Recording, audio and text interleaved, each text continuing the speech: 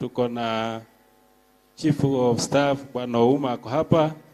Tuna Waziri Cyrus wa maji, tuko na Chief wa Blue Economy Bwana Ochola, tuko na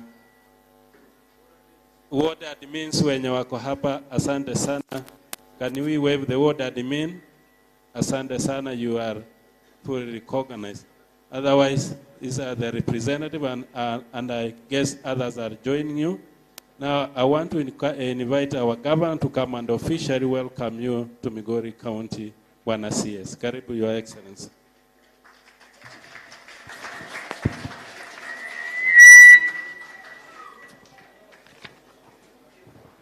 Asante sana Bwana Diji, asante sana, thank you very much. Good morning Migorians. Hebu nione kwa mkono wale wanashukuru Mungu kwa siku ya leo. Thank you very much.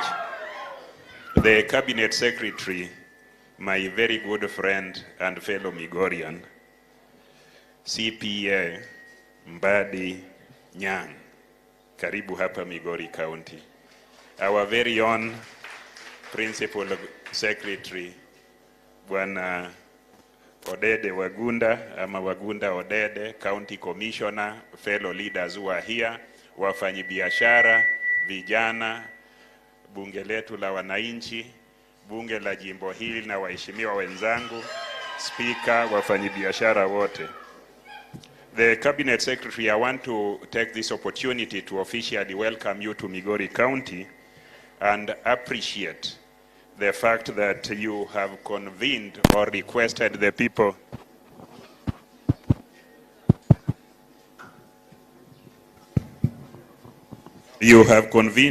or officially requested the people of Migori to convene and participate in influencing and informing policies and decisions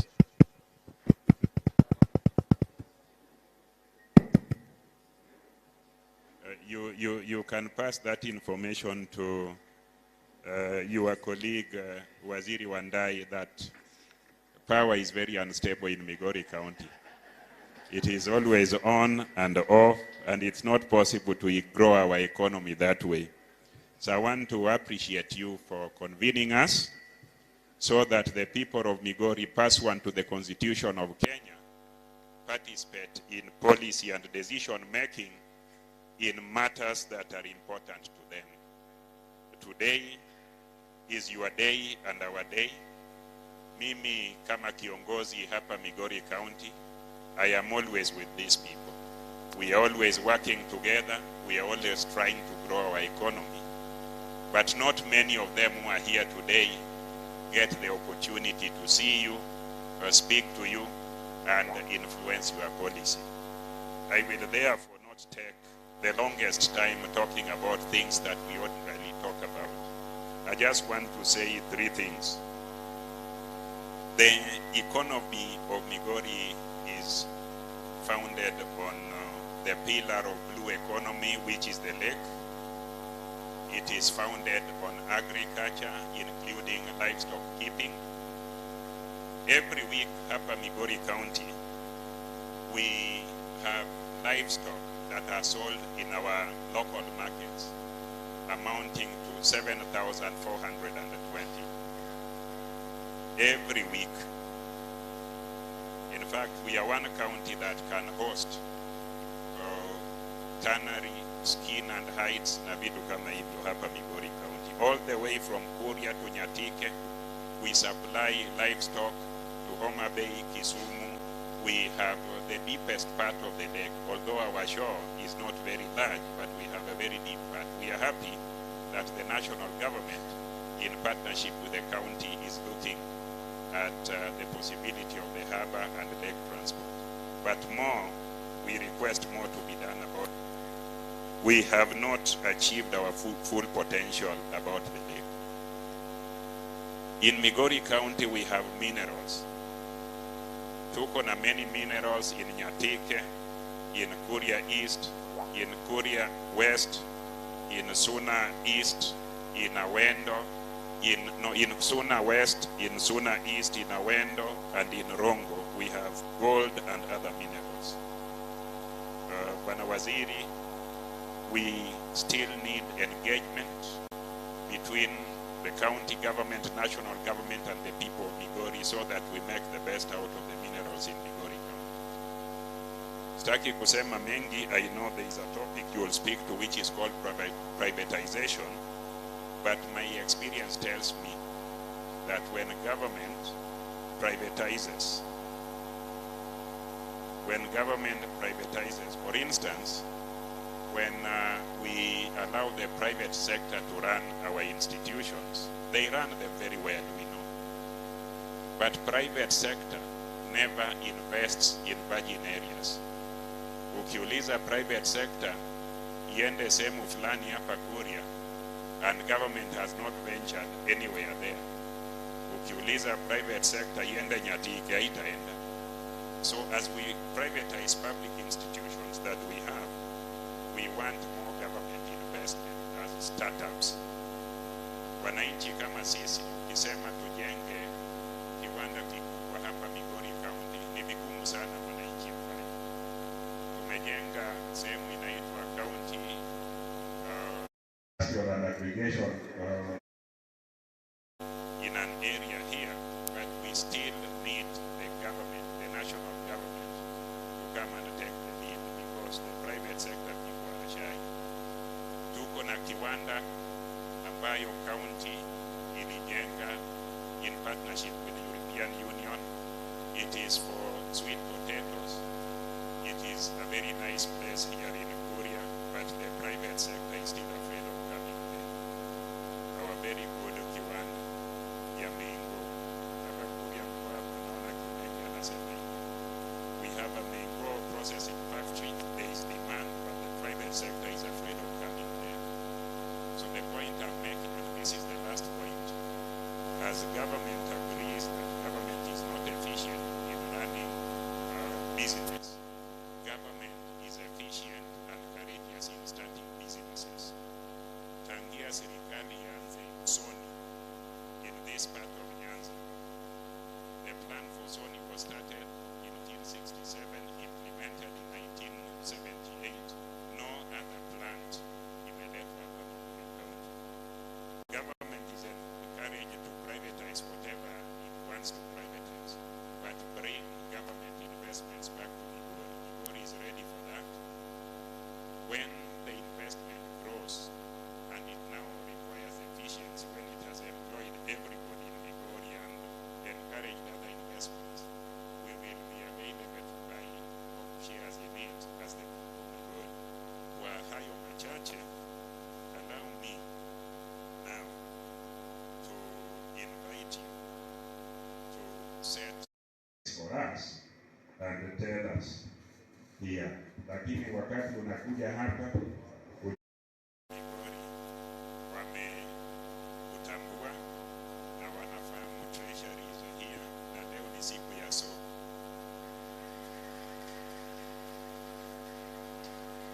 Na sana sana waheshimiwa wenzangu, si waheshimiwa mko, si kwenu watu watawatembelea na wananchi wako.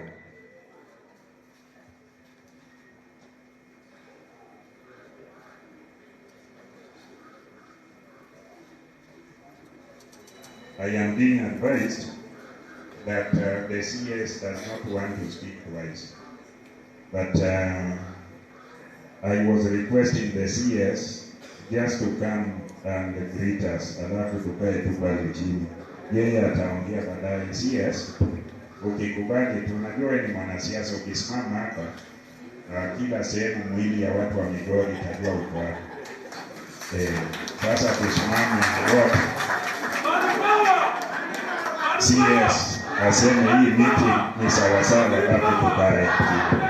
Hebu nione wale wamekaribisha CS, nione kwa mkono. Asante sana bwana CS, karibu. Haya, Migori oye! Comrades power! Comrades viva! Asanteni sana. Narudi kuongea baadaye. Thank you very much.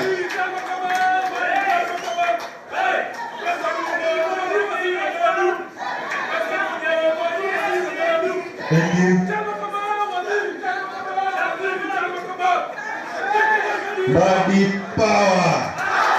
Body ria. Body divin. Nyang'adimo power. Thank you. Come in Lagos. At this point, allow me also to introduce or rather recognize the presence of the national government, who I will invite the county commissioner to introduce their team. County Commissioner. Let's clap for County Commissioner as he comes. Asante sana waziri wetu wa fedha Honorable John Bandi, makatibu wa kudumu ambao wameambatana naye, county government ikiongozwa na His Excellency Dr. Ochilo, viongozi, nimeona viongozi wakiwa speaker, viongozi la Migori na wananchi wote hamjambo. Yangu ni kidogo sana. Nashukuru Mheshimiwa Waziri kwa kutupa mwaliko leo. Ninajua tungependa kuwa wengi zaidi na hata wako wengi zaidi, lakini wale mmefika tutulie na tukapata mwongozo.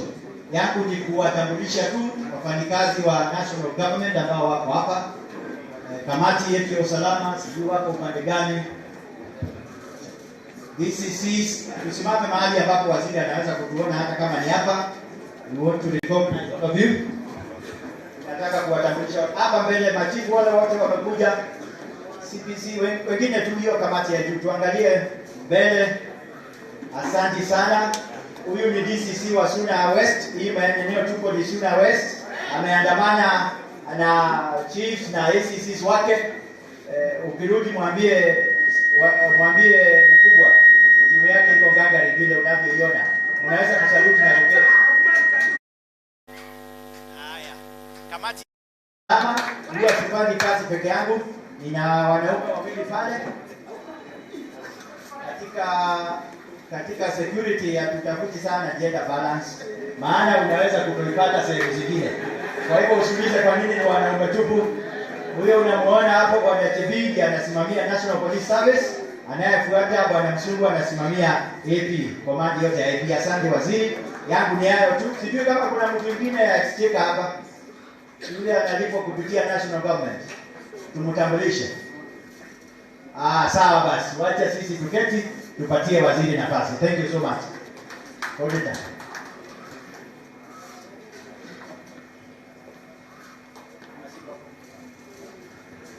Let's clap for CC. Thank you. We can now officially call the meeting to order after that introduction. I think in due course, the team from National Treasury will come up front and introduce themselves and speak. Ladies and gentlemen, once again, good morning. Good morning.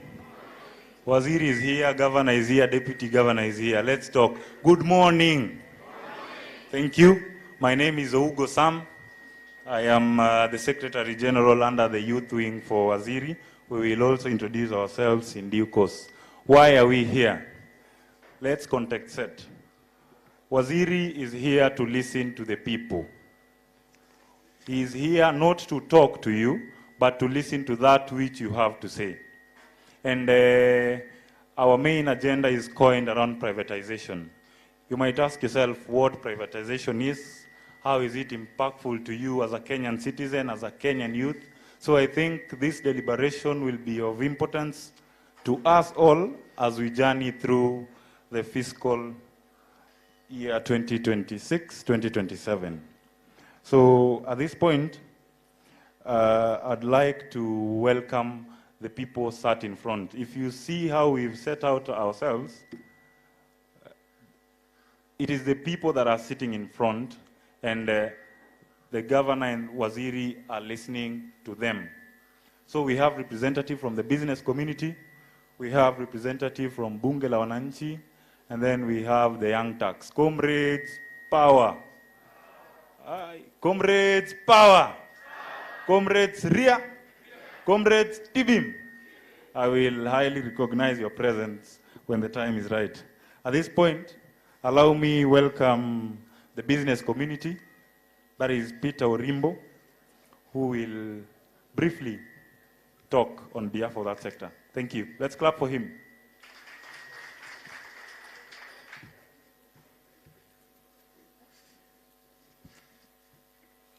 To Your Excellency, the CS for Finance, John Mbadi, our beloved Governor, Dr. Chila Yako, the leadership of the County Assembly, the business community, and our County Commissioner, and the public in general, Happy New Year.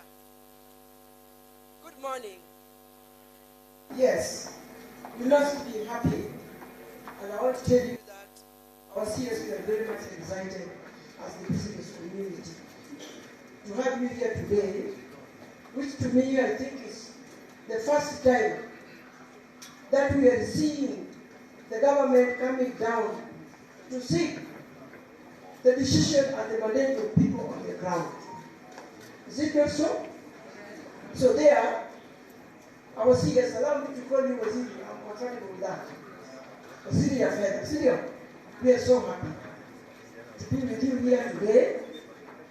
When we talk about the privatization of the sensitive ministries, I mean government operations like Kenya Pipeline, people think that how is it going to impact on us as a community? When we speak of privatizations of the Safari, that what is it going, the impact that is going to create on people in terms of the economy? That is why sometimes it is good when you look at the law. Article 10, read together with 118, is speaking about the public participation. And many of the government think they have been making decisions without coming to the ground to seek the decision of Mwananchi. But today we have seen some changes. We have seen the approach that the Waziri, allow me to call him Waziri, I feel honored to call him Waziri, to come down to seek our mandate. There I say, we are so much excited as people of Migori.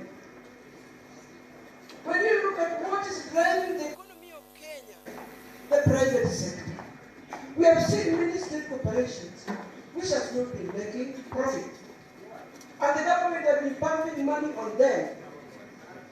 But if the government has brought an idea of privatizing them, there is something that we are looking for. Number one, the money is going to be available, like we have seen in the Sony Super. The farmers are able to get the payment, the workers are getting their salary, and that brings economical impact to the community. And therefore, we as the business community in Migori, I think, Waziri, we are supporting that. We are supporting that. We are supporting that with the following reasons. Number one,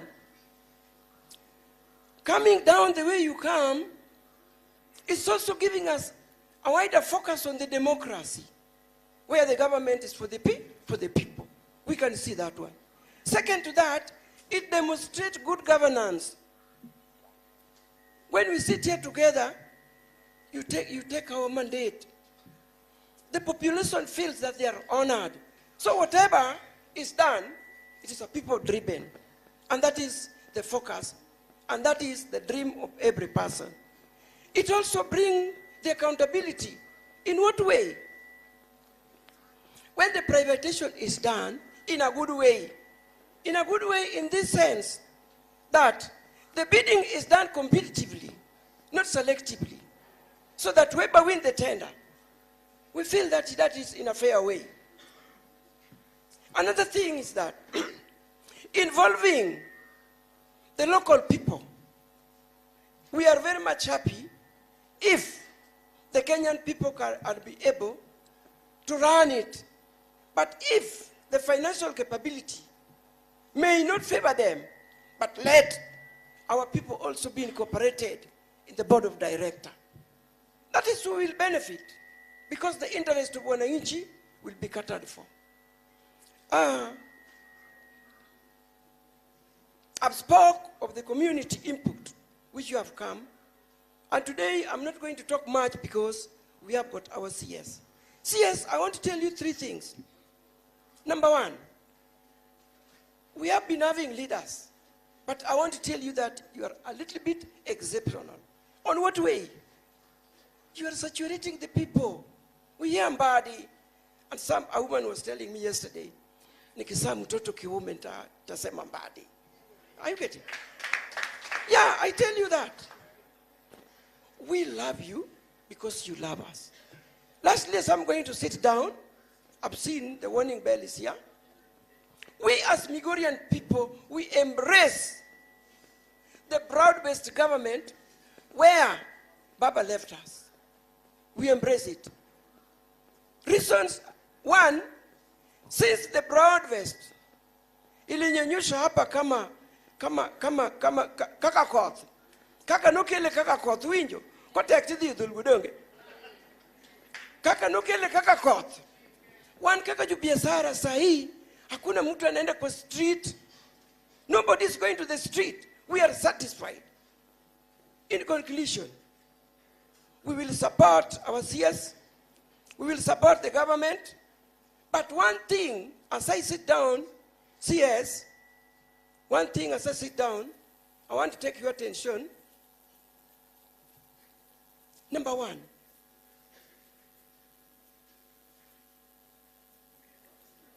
yes, lower the interest of bank loan. And also there is something which is happening in the economy. When the central bank lowered the base lending, the commercial banks are not complying with that. They continue. And on the same loan, Mama Mboga is suffering much. Because when you look at microfinance, they are paying interest rate at around 28-30%. When we ask the reason, they say, hiyo pesa yao iko kwa risk. So I want to tell you, Mama Mboga is paying the highest rate of taxes. Of interest rate. 30%. All these microfinances, they are milking Mama Mboga. So it is my prayer, when I see us, that you look at that microfinance, and also for the economy to spur is when the debt are paid. People are crying, people are committing suicide because of the pending bill. Therefore, I'm appealing to you, our CS, that in the next financial year, factor in the money for the pending bill so that the economy can be driven in a more efficient way. Thank you very much. Thank you very much. Thank you. We will have briefly the next speaker from the business community, that is Consulate Adhiambo Dongo.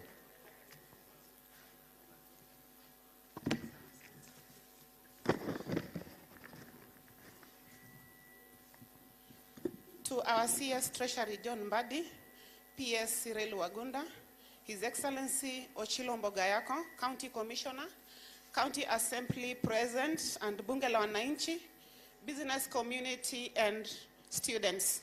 God is good, and all that time. Good. Okay, fine. I'm going to talk about privatization of pipeline and Safaricom. Number 1, privatization is good in a way that if one person takes the Safaricom and make it private, I think we are going to get more jobs for our children. Second to that, I think we are also going to get, our lands will be sold for Safaricom and others. Also, I think privatization of pipeline is good, but I wonder if our CS of Treasury, they're going to lower the price of fuel down. Because you know, when I take something private, I just use my own common sense. I might increase or I might lower it down. So as per pipeline, Mr. CS, look at that. Also, I want to talk about now business community. We as business community, we have a very good, conducive environment of doing our businesses.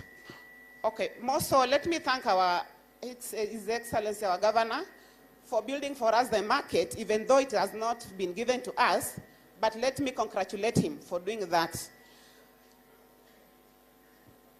Good. I'm also going to talk about this Safaricom, that is Pochi la Biashara. Pochi la Biashara is good, whereas we keep their money, but when we go to withdraw, we withdraw it with a lot of money. So, Mr. PS, look into that. We are really suffering when withdrawing that money of ours from Pochi la Biashara. Check on that. Last but not least, our children like collar jobs, and that is why they don't like business. So please, Mr. CS, can you look for funds whereby we can get low interest, not all that big interest? Lastly, may I just request you as a woman who is doing business, this road coming from Kehancha, then Kehancha to Narok, can it be tarmac for us? Because it is only 120 kilometers from Migori town to Nairobi. Please, do that for us so that we can go to Nairobi easily and do our business properly. Moso, the blue economy, if we take fish from the lake to Nairobi, we normally follow Kisi. Why don't we follow Kehancha? We go to Lorgorian, then to Nairobi. Through you, Mr. CS. Through you, Mr. CS, that road from Migori, Kehancha, Lorgorian to Narok, look into it and let it be tarmac for the people of Migori, more so from the lake region and Nyanza at large. Thank you so much and be blessed. Thank you. We are going to the next sector. That is the bunge la wananchi. Naweza ona bunge la wananchi ambao wako hapa kwa mikono. Asante sana. We have your representatives here. So I'll welcome the first one to come and speak on behalf of them. Please. Thank you.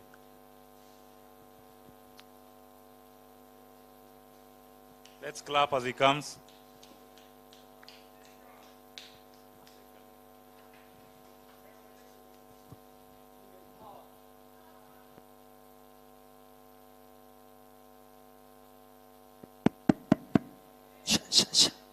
Bunge power.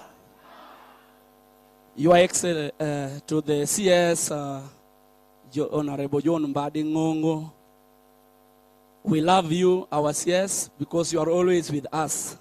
Your Excellency, the Governor of Migori County, on His Excellency, Honorable Chilayako, all protocol observed. Allow me to greet you once again. Good morning. Asanteni sana. I'm Ken Ongaga, the Speaker, Bunge la Wananchi, Migori County. Allow me to congratulate CS Mbadi, one and only among the CSs that has been there in this country, who has remembered to include wananchi in every activity the government of Kenya is undertaking. And we want to thank you once again, Waziri, for recognizing the Article 1, which stated that the sovereign power of implementing all the activity that we are doing belong to these very people. That one is very much deserved to be appreciated from your reign as Waziri of Finance. Allow me to talk my 2 points or 3 on behalf of the wananchi of Migori. We've heard that there is a privatization that is going on. Some of them may understand it, they will be enlightened. Some of them may not understand. But to me, who is a representative of the people and understand a little bit of privatization, I want to put it in our local term. Here in Migori Waziri, if you ask these parents, most of them are taking their ECD children or primary children to private school. Not that the private school is expensive, but because private school is offering good service and quality as compared to public.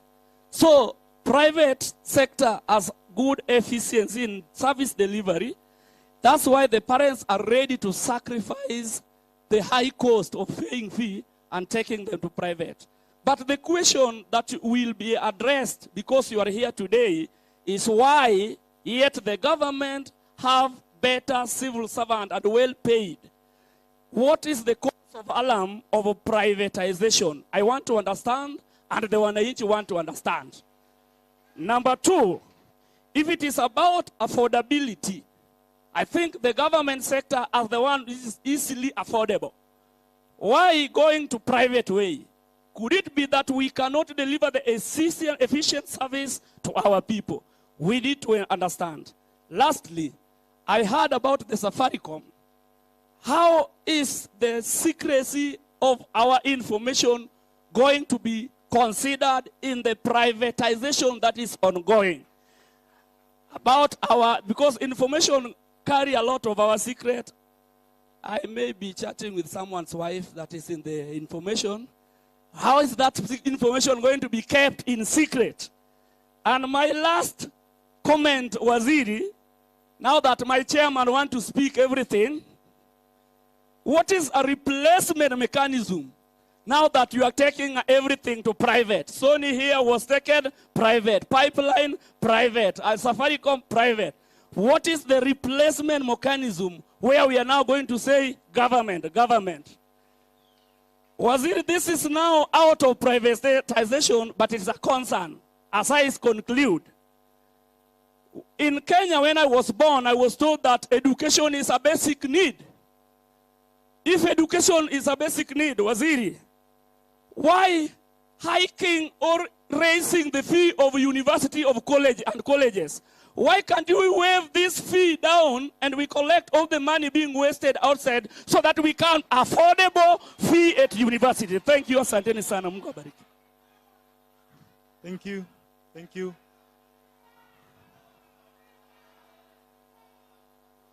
Bunge power.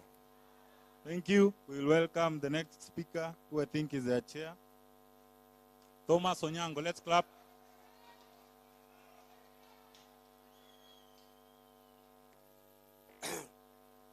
To the Cabinet Secretary,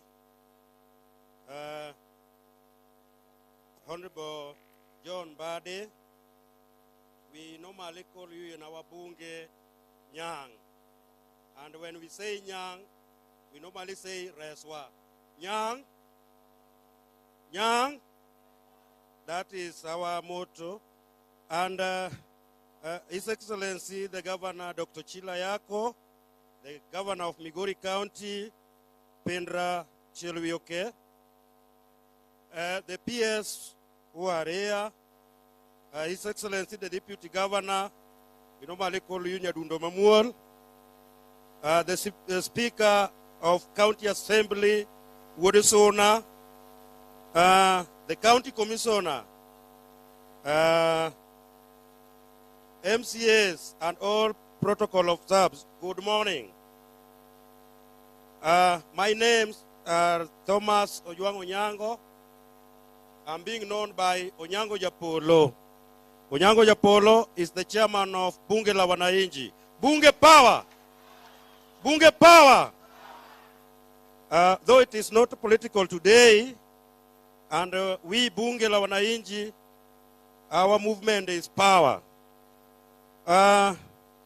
When talking about privatization, we heard that Safaricom and pipeline are the sectors which are going to be now on private. The question is, how does our people who are there currently as workers there, their jobs are safe? Because recently, when Sony took over, the owner of that privatization, he sacked all the workers who are there. Are we safe with our workers, our children, and our people who are there with their job opportunities? The other thing, how does these sectors, when being private, are going to benefit the people of common mwananchi. Because as we speak now, we used to see Safaricom building some hospitals, building some schools, and now it is now going to be private. How sure are we being privatization is going to promote our needy people who are on the ground? Because we as Bunge la Wananchi, we speak on behalf of Wananchi. When we see a sector building a school or building an hospital, we normally feel good because that hospital is going to benefit Wananchi. Now, these sectors are going to be privatization.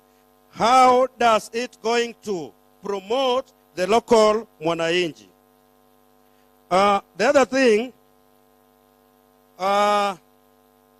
this thing is going to be given to an individual people. How can we know these people who are going to take over these sectors?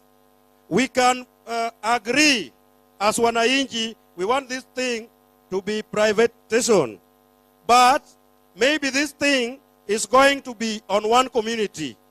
You will get that maybe this Safaricom is going to be taken by one community. The other one pipeline is also one community. How can we know that this thing is going to be open for an individual who is willing to get that thing? Last but not least,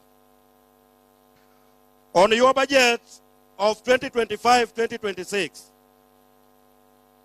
have you considered normal Mwananchi, like we have border sector, we have small trade farmer business communities, and other sectors who are local here? Most important is border sector. You get this border sector, there are some people who are coming up with some loans. You get someone is taking border, and that border loan, kitambo amalize kulipa hiyo loan, border imeisha, ng'ombe imeenda. Why can government bring another way for these people? Wakichukua loan, hiyo loan iko rahisi kulipa na akuwe na bodaboda na achukue ingine, kuliko kuchukua hii bodaboda yenye inamaliza hadi nyumba yake. Thank you, Mr. Honorable Mbadi, and I want to appreciate you for taking this opportunity to bring people on the ground to bring their views. It is only you as Cabinet Secretary who has decided to come to Common Mwananchi. You are our son, and we will be supporting you anywhere, overnight, daytime, and everywhere, even under the water. Thank you. In the sun, under the water, over the bridge. John Mbadi power. Erokamano. Finally, on the stakeholders, we have the youth. For a very long time, we've had leaders who don't appreciate the role of the youth in running the day-to-day government. For the first time, we have a cabinet secretary who keenly listens and implements that which the youth think. So at this point, I'd like to first introduce a team, a very wonderful team, a team of 5. This is a national youth team, which is chaired by the Cabinet Secretary, John Mbadi. It's a youth team that was formed to adapt and help implement that which the youth say in fiscal planning. That is the National Students Budget Forum. They have come all the way from Nairobi. They are here with us on ground, and they represent Waziri on the youthful side. Please, wherever you are, NSBF team, stand up. NSBF team. We have Joel Alo. Just come in front here. This is the National Students Budget Forum Committee. It's a team cut across universities in the country. They're responsible to take to Waziri that which the youth are saying, matters fiscal planning is concerned. I'll give the chair maximum 2 minutes to explain that which they do, and then we will have a way forward. Thank you. The chair will also introduce them. Thank you. Thank you, SG. Let's clap for the team before Nias. This is a very wonderful.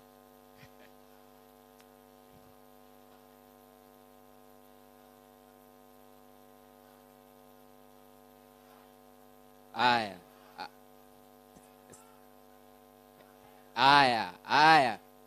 Youth power. Comrades power. Comrades ria. Comrades achu. Comrades zigizaga. Gimange makithni wa mama fuana urubadu kama. Wa baba mea. Hero kamano. So thank you very much.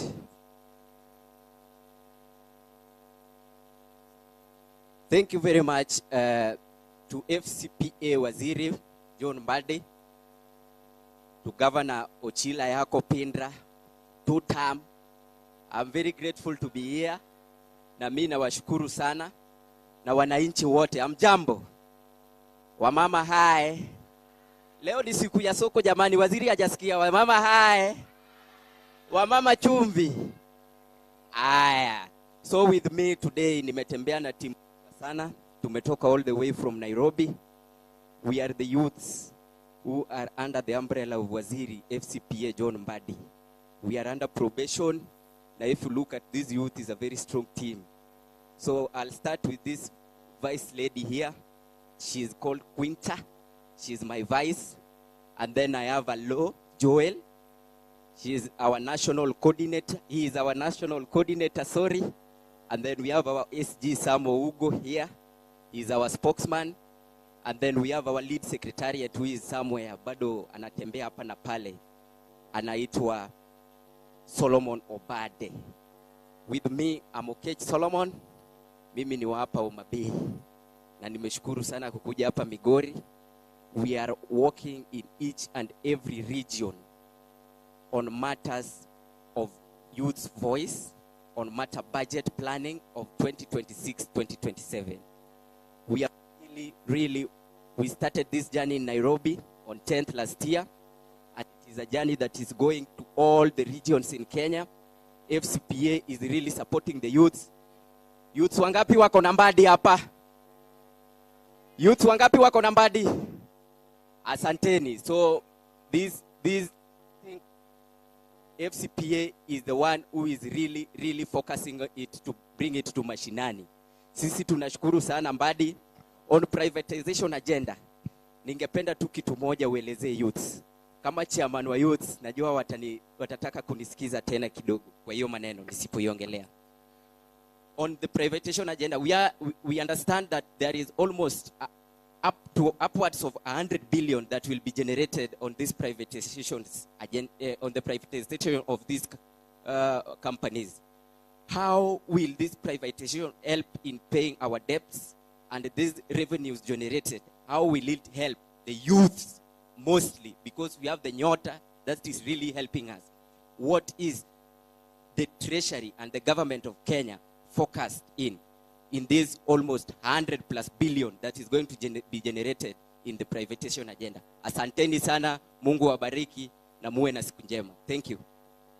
Thank you. Let's clap for Solomon.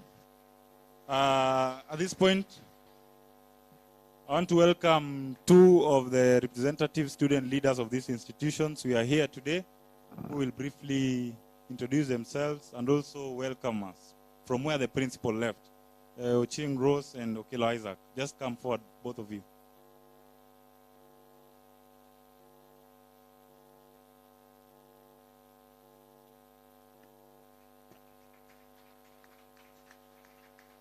To the chief guest, governor, and all the protocol observed, good morning.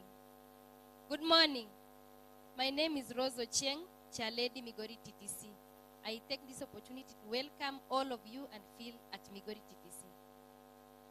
On the issue of privatization, I just want to be brief. I just want to say that when privatized, the privatizers, they come up with the new ideas and new policies that can manage the emerging issues within the society. For example, in an institution where people who may not be productive, the new ideas can help to come up with new policies like use of digital devices to implement and move country to the first world development. Point number 2, empowerment, whereby within the institution, because the work is done online, everybody is answerable to the CEO and is a manager within the entity. Number 3, creation of employment. People are working under contracts, thus creation of employment to the newly skilled personnel. Now, issues concerning colleges. This is the opportunity that we have to use it well. The issue of help, Mheshimiwa Waziri, tunataka kujua serikali imetuweka wapi. As the TTC students countrywide, we have more than 33 TTCs. We are neglected. We feel neglected because the ones who are in the universities, we come from the same community, and the parents are almost the same. The economy is the same, but we almost pay the same amount of fee. Like us, we pay 100 in a year. So we are facing so many challenges. As we speak, Bwana Waziri, Mheshimiwa Waziri, some of us are not here. They are at home because of fee balances. How can you assist us with your government? Number 2, let absorption. Let absorption of the teachers after their course. For example, utapata mtu amemaliza course. Uliacha mama nyanya huko nyumbani, ama the one who failed, ama who was not able to continue with the education in the university or college, ameanzisha biashara ya nyanya hapo nyumbani ama mboga. Akisave, wewe umeleta pesa zote college ama university. Then ukirudi huko nyumbani after the course, pesa zimeenda zote college, uko nyumbani na knowledge, but hakuna job. Sasa hata mwenye alikuwa na nyanya is better than you, even though you have knowledge. How can you consider us? Number 2, on that issue of college, issue of soft loan to the students who find it difficult to meet some college needs for sustainability. Hapa ndo sasa tunapata kama sisi wasichana tukiwa college, tuko hapa hatuna chochote. Parents wameuza ng'ombe wetu nyumbani, hakuna kitu imebaki. Mashamba mengine yameuza, imebaki kidogo. Kuna wanaume nyumbani wananunua mahali, pesa pia hakuna. Sasa tuko hapa, unapata wasichana wanaenda wanauza mili nje ndio wapate kitu. Hata mtu msichana anunue pads, anunue kitu yoyote ya sustain. Tuko na projects shuleni, hatuna pocket money. Tunawekwa aje kama wana TTC na serikali? Hatuna help, hatuna hiyo soft loan na tunasafa. Second last, we want to request you kama wana Migori, Mheshimiwa Mbadi. Last year you gave us dinner with you. We enjoyed and we thank you for that. For today, we want to request you. We do project. You know CBC is all about project and so on. So we need a good printer in this college. Tunasafa tukienda huko nje tunatoa pocket money kuprint vitu za project. Tunakuomba tutafutie project mzuri, tutafutie printer nzuri kwa college. Tukiwa na vitu za kuprint, we print for free in our college. Lastly, we have cultural in this term. The budget is 300,000. Mheshimiwa Mbadi, I want you to, I would like you, or I request you to promise to us today that you are going to support us during cultural. We have ball games this term, and we also have the budget. We are requesting Mr. Mbadi. I heard people calling you Nyang. Gimanyango mako kubuodi mak Migori TTC in Jesus' name. The Bible says start with Jerusalem. This is Jerusalem. Start with Jerusalem is when you go to Judea and Samaria. Thank you. Let's clap for Rose. Thank you. We'll have Okelo from Rongo University. Thank you to our chief guest, the CS for Treasury, Honorable John Mbadi, to the Governor Migori County and the boss of Migori County, Deputy Governor, all elected leaders, to our parents, and to the comrades. Good afternoon. No, sorry, good morning. Comrades, power. Comrades, power.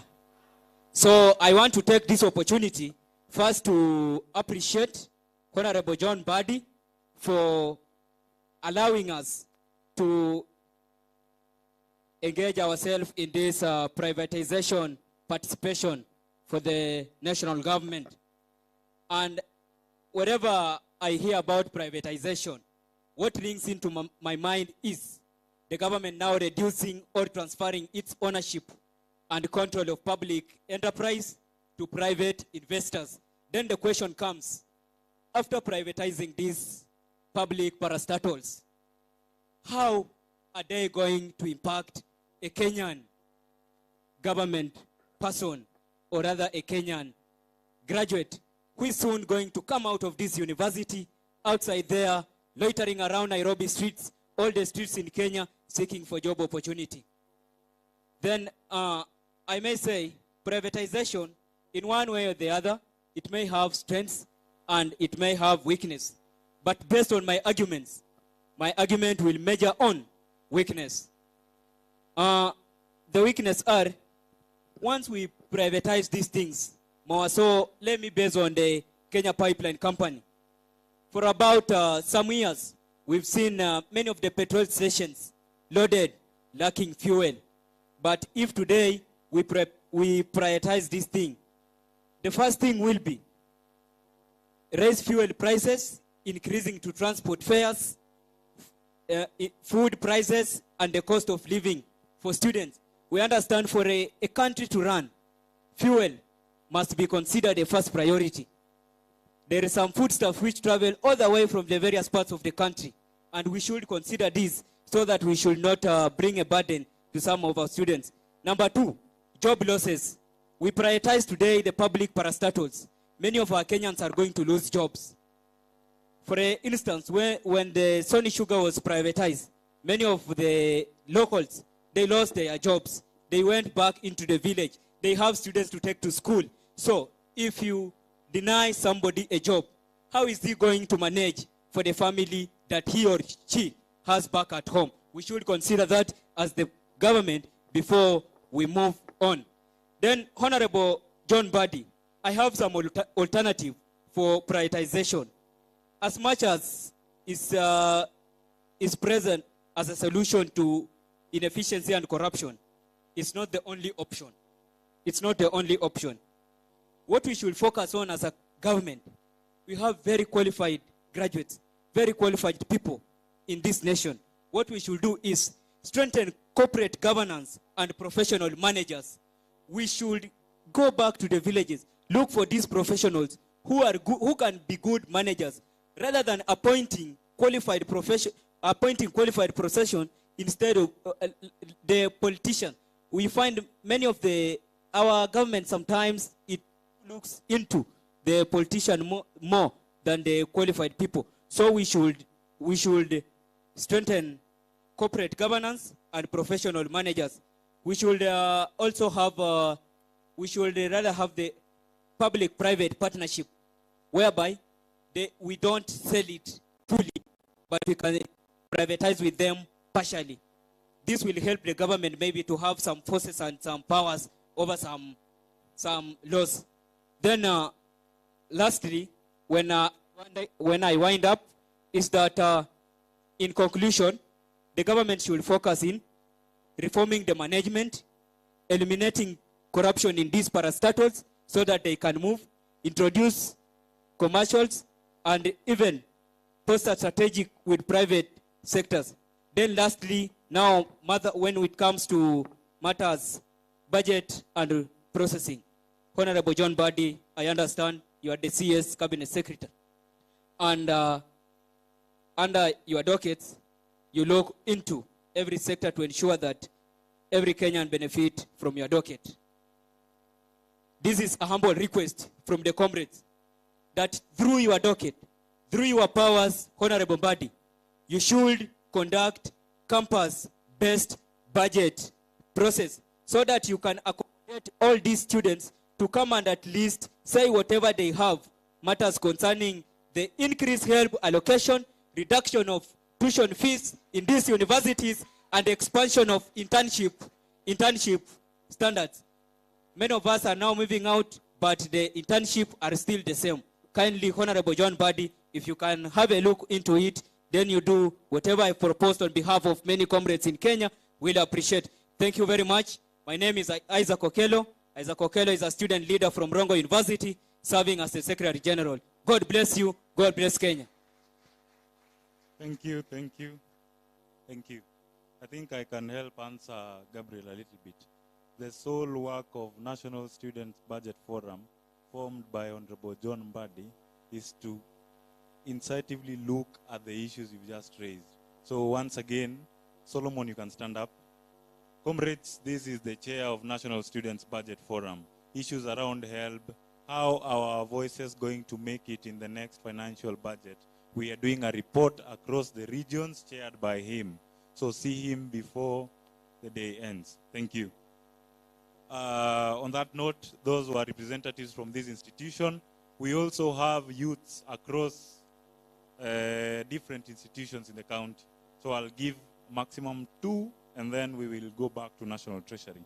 At this point, let me shortly Gabriel Okola to speak on behalf of the youths of Migori County. First.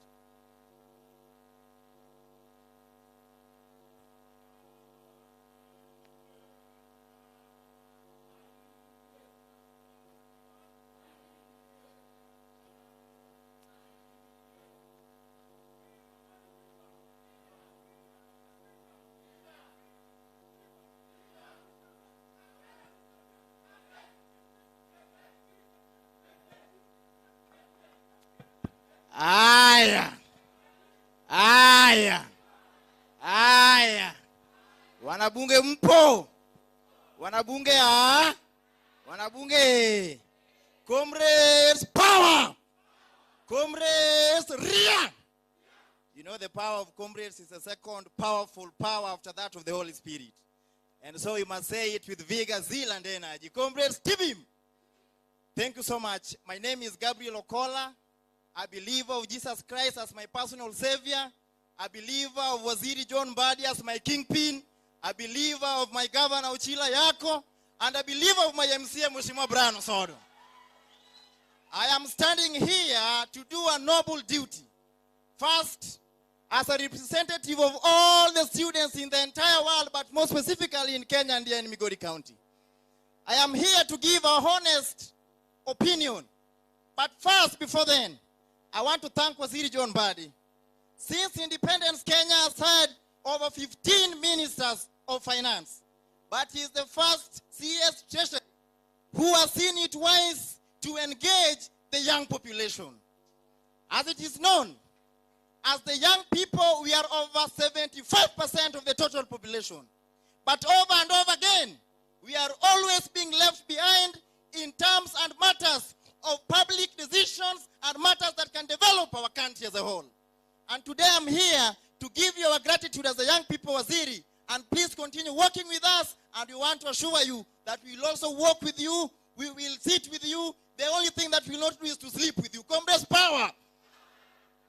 Waziri, I want to say this publicly. In Kenya, we have one device, that whenever something new comes our way, the only thing we see is the negative aspect, even if the positive aspect is 98%. I want to specifically speak about the privatization of the 15% of the Safaricom shares. On behalf of all the comrades, Waziri, I want to confirm, affirm, and reaffirm to you that we are fully behind this initiative because, number one, this thing is going to generate for us 204 billion shillings. And this money is not going to be wasted. This money is going to be channeled to infrastructural development in our country.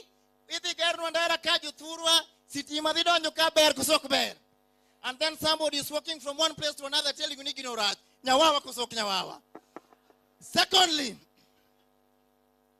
Secondly, Waziri, since you are installed as the Minister of Finance in Kenya, you have worked with the young people And one thing I want to tell you, that the young people in Kenya today requires real, achievable, and pragmatic solutions. We do not need mere slogans like Tibim, Tialala, and one time, Mago and Waonge. We want solutions, Makawan Kujo, to Nyangreswa, Reswa Kuzo Kreswa. For the interest of time, Waziri, I don't want to bore the crowd. But I'm here on behalf of all the students. Now wasakatonge wote wako hapo nyuma, wasakatonge. Waziri, sisi students na wasakatonge, sisi ni kama Wakatholiki, hatuna mambo mingi sana. Sisi, we only operate with the second law of unwritten laws of nature that states that a normal human being can only concentrate, can only participate when the content of the stomach is fully charged. Tibim or not Tibim? Waziri, I ask you, on behalf of Wasakatonge, just say a word and our stomach shall be full. Thank you so much. May God bless you.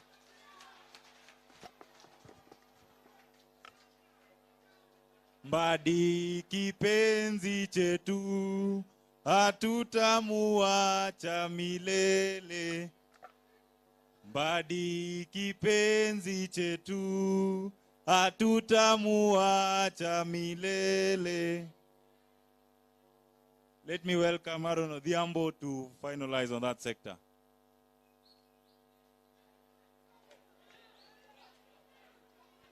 Aya, Jodala untie. Umar. Wamama untie. Agona sigalagala kidana kimorgi mbade. Viva Comrades, viva! Viva Comrades, viva! Viva Migori, viva! Viva Migori, viva! Dodala wa mauneno kiwangu moko pimnu. Serikal mate ko sok mate.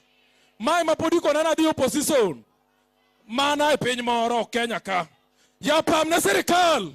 Pamuru na serikal kuma wa untie. Nyaka nyomba di ruaka serikal ka dodala wa uneno karaka ngimana olokore. Sani aringo gi GK 049E County 047 Nairobi pam na uru. Jodala wa adwana konu gimoro. Serikal imako gi lwedo ariyo. Nyaka ne piny chakre ndalo moko mane watime matin gi Ezekiel Ochuka be nobedo ma president 24 hours. To Mbadi koro osebedo minister mar finance ni to kendo dhi nuoye tok 2027. Okay, pam. We are going to negotiate with the President of the Republic of Kenya that there is no post that will be offered below the CS Finance. It is either the CS of the Finance or the Deputy President of the Republic of Kenya. Donala wacho kosoka wacho. Adana wugi joluo. Sani weche ng'eny. Ni ng'ani na leko. Ni ng'ani na leko. An ng'ama ng'eni nyalo leko gimane baba ong'eye chunyan John Mbadi. Pam. Mauke ng'ama narigo Mbadi gari. Raila gari. So, Waziri John Mbadi, we as the students of the country, we are solidly behind you, Baba. We will support you with whatever we can. We will support you with all our body parts. Kata kogikni walonyore mondo mpiny koka ng'eni waziri and waziri. Wabro lonyore jodala wa. Walonyore koso kik walonyore. An sani Nyasaye amua ni gima Mbadi okona ema timo. Kata kona mana wuoth kadok ging'eyo abro wuotho. Baba wan wasechiwore ni tim kodwa gimihero. Pok nwabedo minister mar finance e Kenya ka. Naambiwa PS asikiki jaluo. Wacha ni jaribu. PS hizi tunasema hatujaipata waziri wa finance Kenya yote. This is the first time we as the Luos, we are getting the minister of finance in the whole country. And we are solidly requesting each and every region and the whole country, let us force our support behind none other than Oteke Nyang' Nyadimo. Awacho koso kawacho. Baba beda motegno kite tang'eni nyalo gwei to wambe kitego abro chunge mbele ni ng'ama kidi mabiro iri ane magoya ya pam na uru. Jodala uyie gi dwol achiel nudhi pako John Mbadi. Wang'ni okwadwa weche mang'eny ni kian okel budget ni reject. Dong okel budget ka mondo wawuoye. Budget moro ma Mbadi okelo ikalo. Itima gowa. Itima go. Budget Mbadi tek alo pam na uru kadhi bet. Oh, mi agimoroka. Waziri, I'm being told that all the youths within the country, and as far as Migori County is concerned, we are solidly behind the two-term. Sema two-term. Two-term. Ruto two-term. Mbadi two-term. County government mar Migori two-term. Tokupam. Uru kamano jodala. Baba aniluonga na Rono Odhiambo. Ajaka Nyasa ward. Sori rungu. Nyatike constituency. Ane wuodi makayo. Wadhi amos waziri koro pam na uru. Thank you. Majority Leader, National Assembly, come. Majority Leader, County Assembly, sorry.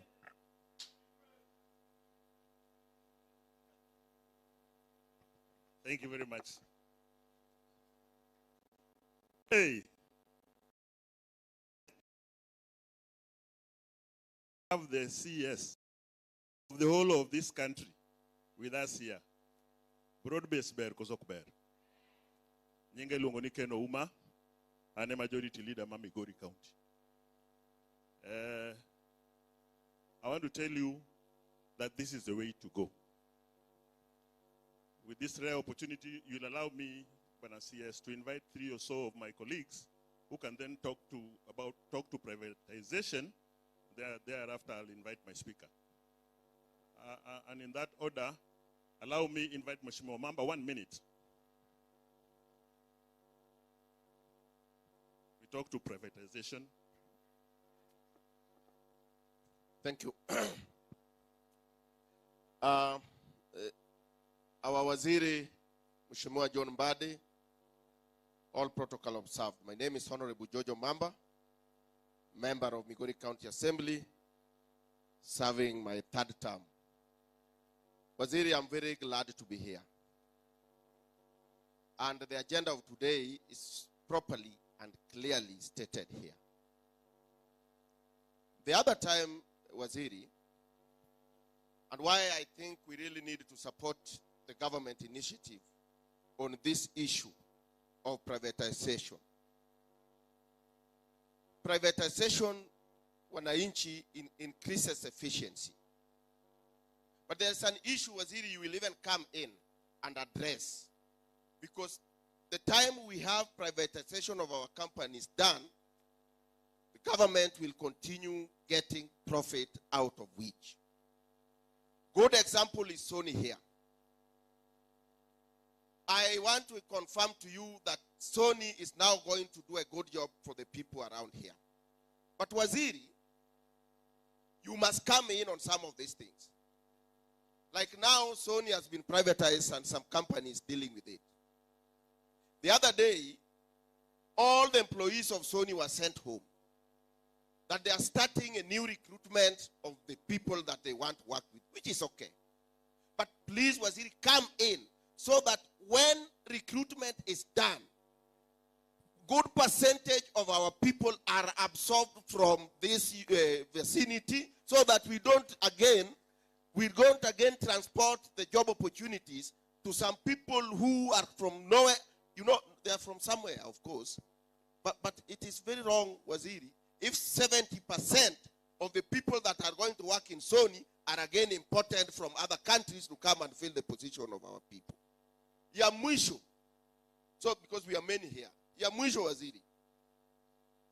I have finished about the issue of privatization and its goodness, and people have talked good things about it. As a people of Migori and as a people of Kenya, I want to beseech every one of us. I want to beseech every one of us that if one of us is seated here today in the name of Honorable John Mbadi, please, please, please, let's support this government. Let's support him to an extent that even his appointing authority will see that the people of this region have really accepted the kind of appointment I did in this region. May as many of that opinion say aye. Sante sana. Thank you very much, Mheshimiwa Mamba. Mheshimiwa Unisodi, just one word on privatization. It's about gender balance, because the opportunities are few. Just come and say 1 or 2 words.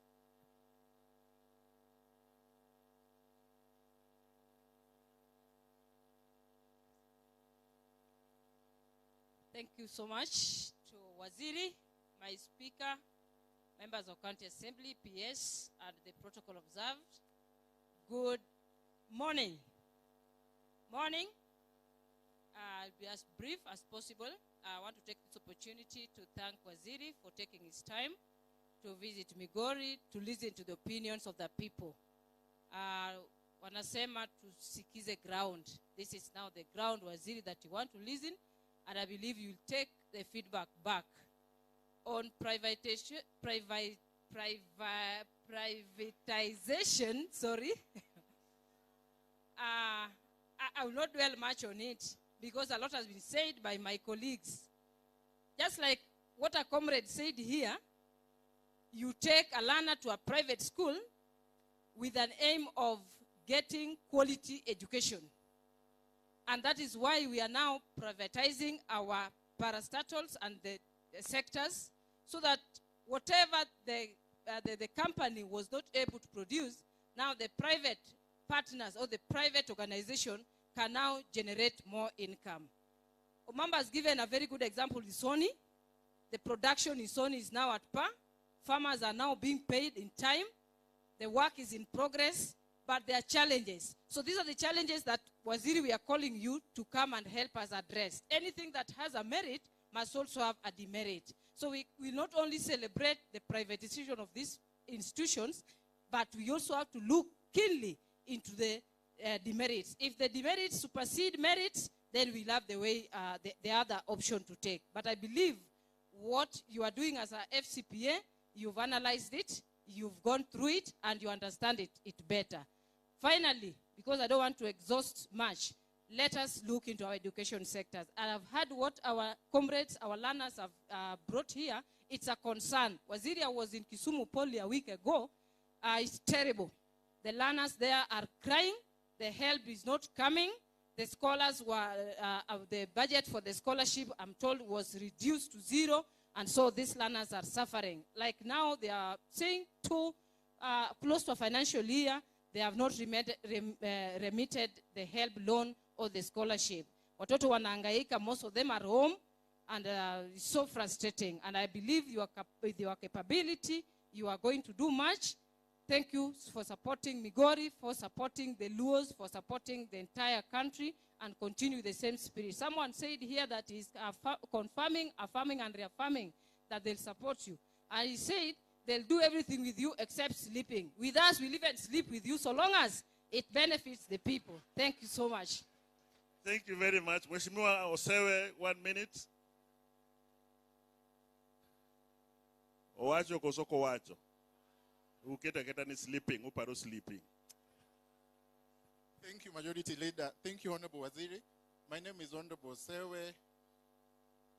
And I just have 2 issues, Waziri, on issues of privatization. Number 1 is the concern on the possibility of creation of local monopolies.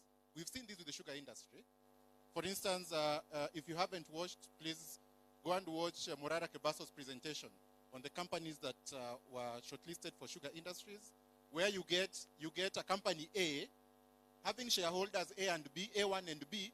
When you look at the shareholding for company B, you still refer back to company A, where you have one sugar company being owned by just probably, 4 sugar companies being owned by just one private sector company. That is an issue that is of concern to us, and as the people of Migori would probably want to know how then we can benefit out of this. Number 2, I know with privatization comes with the issues of offloading of job opportunities, especially for the current job holders. As a youth and a member of County Assembly, we also just needed to have an assurance from you that as you offload the older job groups or the old opportunities or those companies, the new opportunities that come, can you ensure that, number 1, at least we look at the age limit, so that we don't have people who are 60 and above or who have met the age retirement groups then being reabsorbed? Of course, I know there's the need for institutional memory and all that, but majority of those opportunities must be created for the youth of this country. Number 3, Waziri, I was just making notes. There's a new baby in the block, the National Infrastructure Fund. This new baby in the block, Waziri, I hope and I believe that with it comes consultancy services, with it comes new job opportunities. Kindly, I know you come from Homa Bay, but as you've always said, Migori County is like your home. kindly we want to urge that as you live here, you can be assured, or we can be assured, that majority of those jobs, majority of those services, as we create the new infrastructure fund, then therefore we can have our people represented. Last but not least, Waziri, there's the issue of public participation, and I was just wondering aloud. I have been enjoying the Court of Appeal judges' interviews. There's the issue of the Supreme Court decision on public participation, and whether our views here would then be taken, and to what effect they would either change or influence the privatization issue. Thank you very much. Thank you very much. Mheshimiwa Machumbe, one minute, please. I'm challenged with the membership, so kindly bear with me. Ameniambia niongee Kiswahili. Na nataka nichukue nafasi hii Waziri Mbadi, mstahiki naibu wa gavana, mstahiki spika wa jimbo la Migori, itifaki zote zikizingatiwa, na wasalimu Bwana Yesu asifiwe. Langu jina Mheshimiwa Machumbe, mwakilishi wa wodi ya Nyamosense.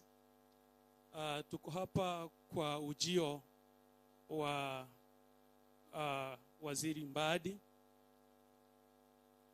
kwa mambo ya ubinafsishaji wa mashirika ya kiserikali. Ubinafsishaji wa mashirika ya kiserikali unapokuwa unafanywa, kuna tija fulani inatokea, na tija hii inakuwa ni kigezo muhimu katika mashirika yote na hata serikali kwa hususan. Je, labda langu tu swali ni moja, Waziri, mihimili ya ubinafsishaji wa mashirika haya ya kiserikali ni ipi? Hayo ndio maswali ambayo tunafaa kuuliza.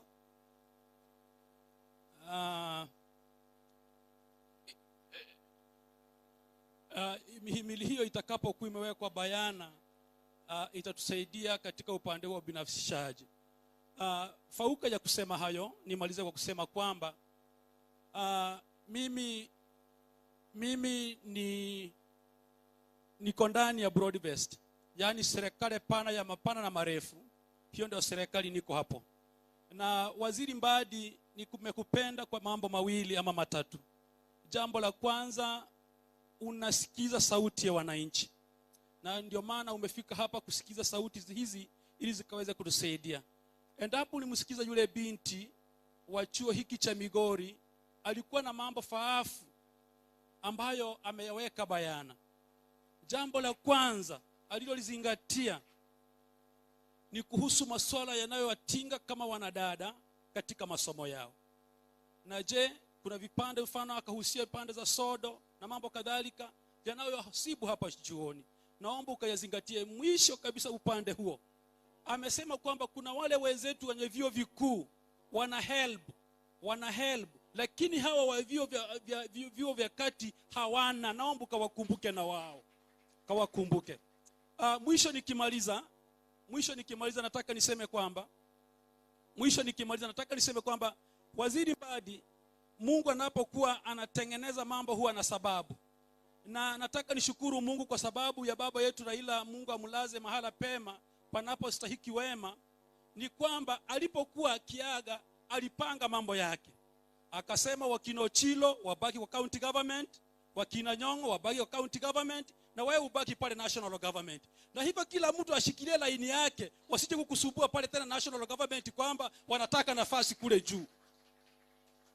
Wewe ulipangwa, baba alipanga mambo akamaliza. Akasema Mbadi abaki awe pale national government, na wakina Ochilo, wakina Orengo, wengine wabaki county government. Kila mtu abaki penye baba alimpanga. Kwa hivyo Mbadi, sisi tunakutakia mema kule. Na sisi kama wanajamii wananyanza, hata sisi kama Wakuria tunamuunga Mbadi. Hata sisi siku moja maeneo haya ya ziwa la kanda la ziwa tukaweze kupata rais wetu, tutajisikia vizuri tukiwa na Mbadi. Kwa hivyo mimi singependa kuwa na mengi, na muombea rais wa Jamhuri ya Kenya 2 term. Naomba tuseme 2 term kwa William Samoei Ruto. Ili nataka niwaambie kitu kimoja. Ili huyu muungwana Mbadi apate nguvu, lazima tupatie rais William Ruto 2 term. Uongo ama si ukweli? Kwa hivyo lazima tumpe rais wa William Samoei Ruto 2 term. Mbadi apate nguvu, akue next term 2032 tumwambie Mbadi umetosha, enda urais sasa. Pasipo hivyo tutakuwa tunachemsha. Singependa kuwa na mengi, mimi ni rafiki yako. Nafikiri unanipanga vizuri upande ule mwingine, mimi nitakuja tutaongea. Mungu wa mbinguni wabariki wote. Bwana Waziri, that is the only UDA member in Migori. So I had to give him an opportunity. Mheshimiwa Olima, 1 minute.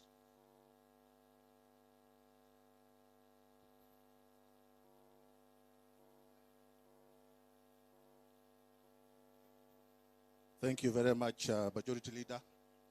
To our CS and all protocol observed. Let me look at my chronometer. I think it is now, it is still morning. Good morning. I am Samson Olemo Bonyo, a member of County Assembly representing the people of North Kadem. And I do not have much to say.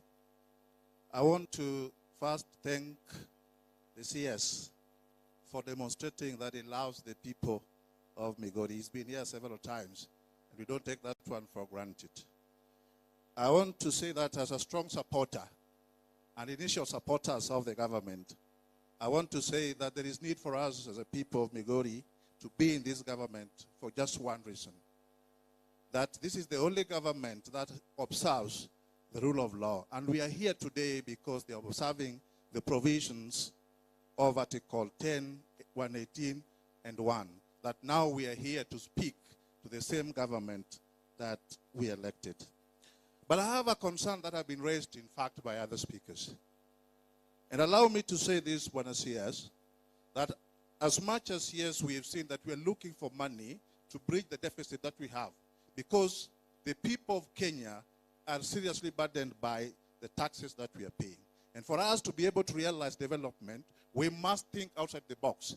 And this is one of the thinking out the box, privatization of state corporations, so that we can be able to raise money and bridge the budget deficit. But, Bwana CS, we all know that we have determinants of prices. And one of them, Bwana CS, what determines is the production cost.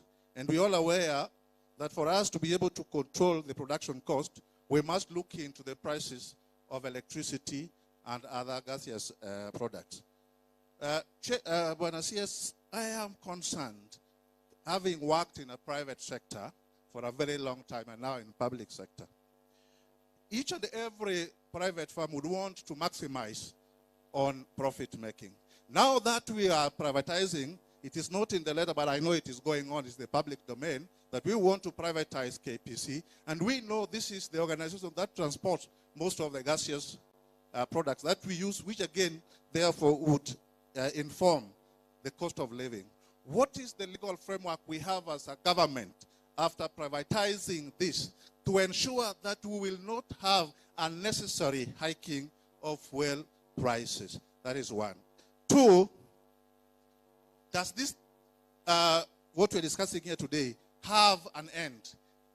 Does it have a loose end?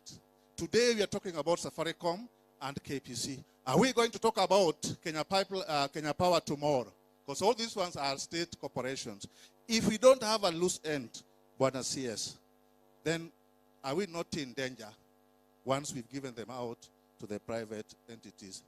And lastly, Bwana CS, how about if we fought corruption so that we seal all the loopholes, save our organizations, and make money to fund our projects? Thank you. Thank you very much, Mheshimiwa Olima. Mheshimiwa Agai, the last one, to come and say a word or two.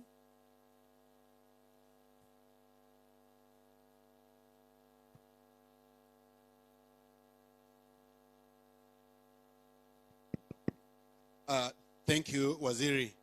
Allow me to ride on the protocol already established. I would have really loved to say one or two when Waziri is out, but nevertheless, I believe with him in his entourage, the experts that are from his office. One straight, I have a concern. Well, my name is Collins Agai. I'm a certified public accountant, and therefore I think this is my area of specialization. I can technically contribute. one, my concern is, and I want to put in a very simple market model. If you are in business, you have to optimize, you have to maximize opportunity so that you get the best price. I've been wondering aloud, what really stopped the government having the Safaricom shares listed in stock exchange and opened for the tender, so that we would have got the best bidder financially. Vodafone, that we are selling 15% of the shares, are already part of the shareholders in the Safaricom stake. And therefore, I know, again, it is critical that if you are selling, of course, as an insider, Vodacom is one. And therefore, they are what we call asymmetric information that they are private to, other than if this was exposed to the market exchange. It is good that privatization brings effective and efficiency. But then, it's a fact that it's not always that there are only goodies that comes with it. How prepared is the government to bridge the gap on the shortcomings of such issues? So another issue, second issue, is looking at it, Waziri, the other day, I saw that the cost that is payable to consultancy came to around 3.9 billion. I was wondering, of course, an expert, if within the Treasury we do not have experts that would advise on the sale of the 15% shares, such that this would have saved the public the 3.9 billion in terms of consultancies. So I've asked two issues. Why, Waziri, did we have it listed in the stock exchange so that we could get the best bidder, save for an insider, which is a Vodafone, and the issue of the 3.9 billion? Thank you, Waziri. Thank you very much. It'll allow me, other colleagues, due to constraint of time, I'll not be able to invite any other speaker on this matter. But however, Bana Waziri, indeed the government's business is to take care of the public's needs and invest where there is no investor, so that when people have realized the benefits, then you are able to privatize. But as you do that, I want to urge that we address the primary role of the government. I don't see why people are paying school fees for education in this country. I don't really understand. There is no need of paying school fees if the government is maximizing, and it's a cause you've really stood strongly about, and I want to urge you not to stop. The cause for making sure there is no money that goes to the MPs for CDF, then they selectively give 3,000, 2,000. Let all that money come to the Treasury. That money then pay fees so that each and every human being who is in this country and feels like going for education gets it free of charge. Because there's no reason, if there's sufficient capitation, then there's no reason for us not to go to school. And as you privatize, I also want to urge that you look at areas that are still green in terms of investment and opening up of this country, so that then you can prioritize in terms of investment. I appreciate the fact that now we have, you are ring-fencing this money for structural development, infrastructure development.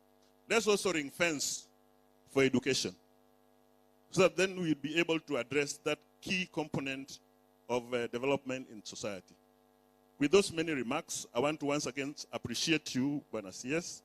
This is what we want to see as governance. Getting back to us, to listen to our opinion, then we are able to journey together in developing this country. I believe in this broad-based approach towards developing Kenya. Two-term kosok two-term. Two-term kosok two-term. Badi nyang kosok nyang. Asanteni sana. Bwana Speaker, maybe this is the opportunity for you to say a word. Thank you. Thank you, Bwana Waziri. I want to thank you very much for taking the initiative to involve our youth in management of the affairs of this country. I have seen it for myself. The university students are here. We have youths. We have people who never before have been involved in decision making in this country.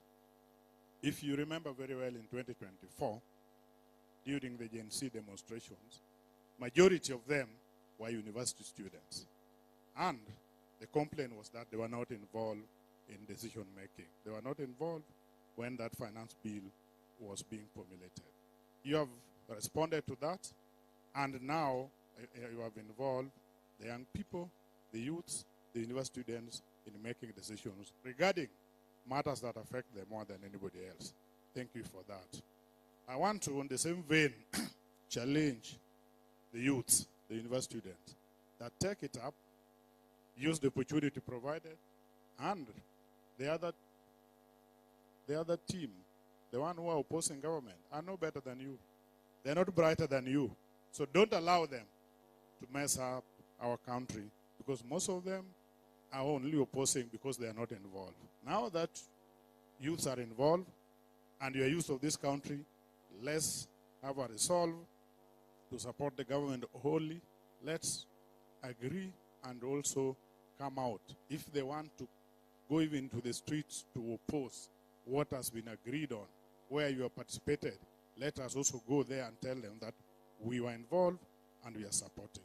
Secondly, on matters privatization, I know it for sure that government is a poor businesswoman or man, if you want to call it. Government, the world over, does not do business efficiently.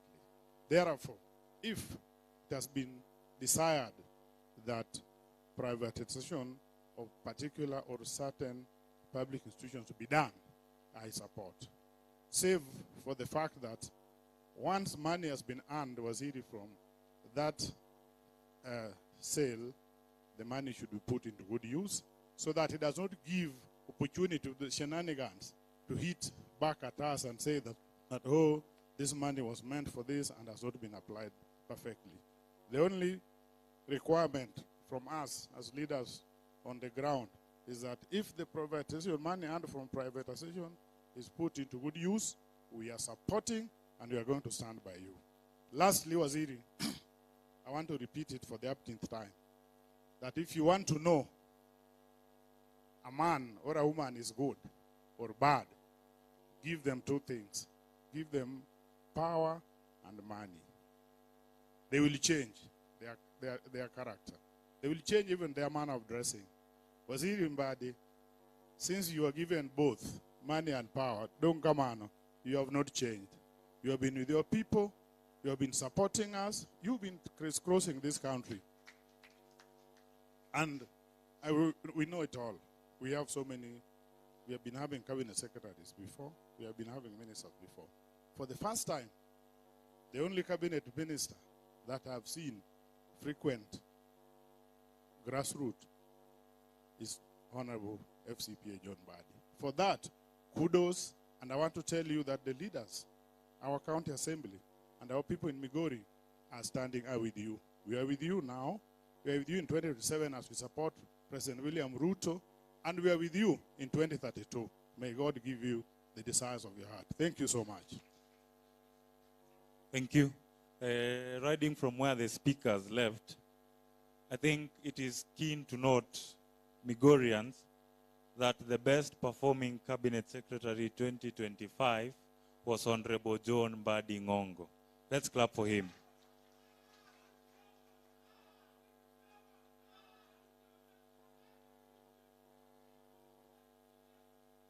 You cannot be ranked as the best performing cabinet secretary in the country if you're not doing drastic changes.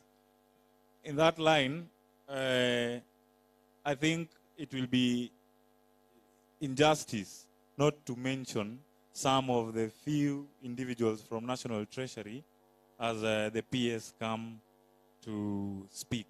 So I'll take a minute to introduce the National Treasury team. I think they can just stand up and wave to the people of Migori. This is a team that made sure Waziri was the best performing CS in 2025. Let's clap for them as they stand up. Let's clap, let's clap. Thank you. At this point, let me welcome the PS for Economic Planning, PS Makoa. Let's clap as he comes.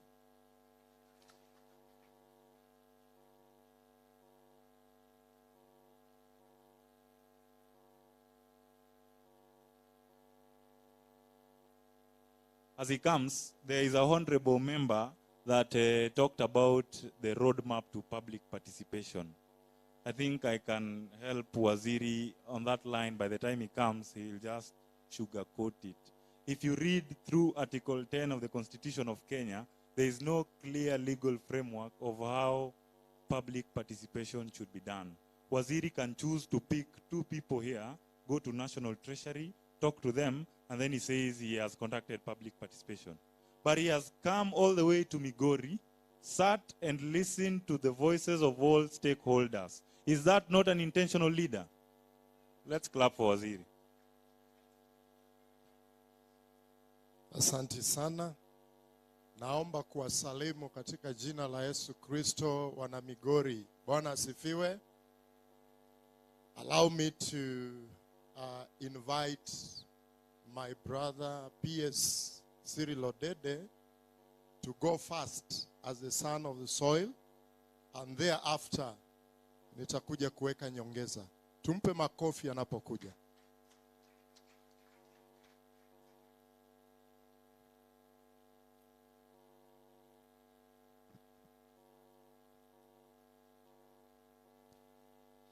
God is good, and all the time tusalamiane Bwana. Okay, now before I proceed, let me once again welcome National Treasury team to this particular forum. They have already waved. And secondly, most of you didn't know that my brother, Dr. Boniface Makoha, who is the Principal Secretary, State Department for Planning at the National Treasury, is with us. My brother, wave again so that they see you. And I want to tell you people that this is part of broad-based government. We were appointed the same day, we were sworn in the same day, and we were taken to go and assist FCPA, our CS, John Mbadi. Before I say what I wanted to say, we have a Deputy Governor with us here. I'll call upon the Deputy Governor to come and say a word, then I will say what I want to say. Bwana Deputy Governor, karibu.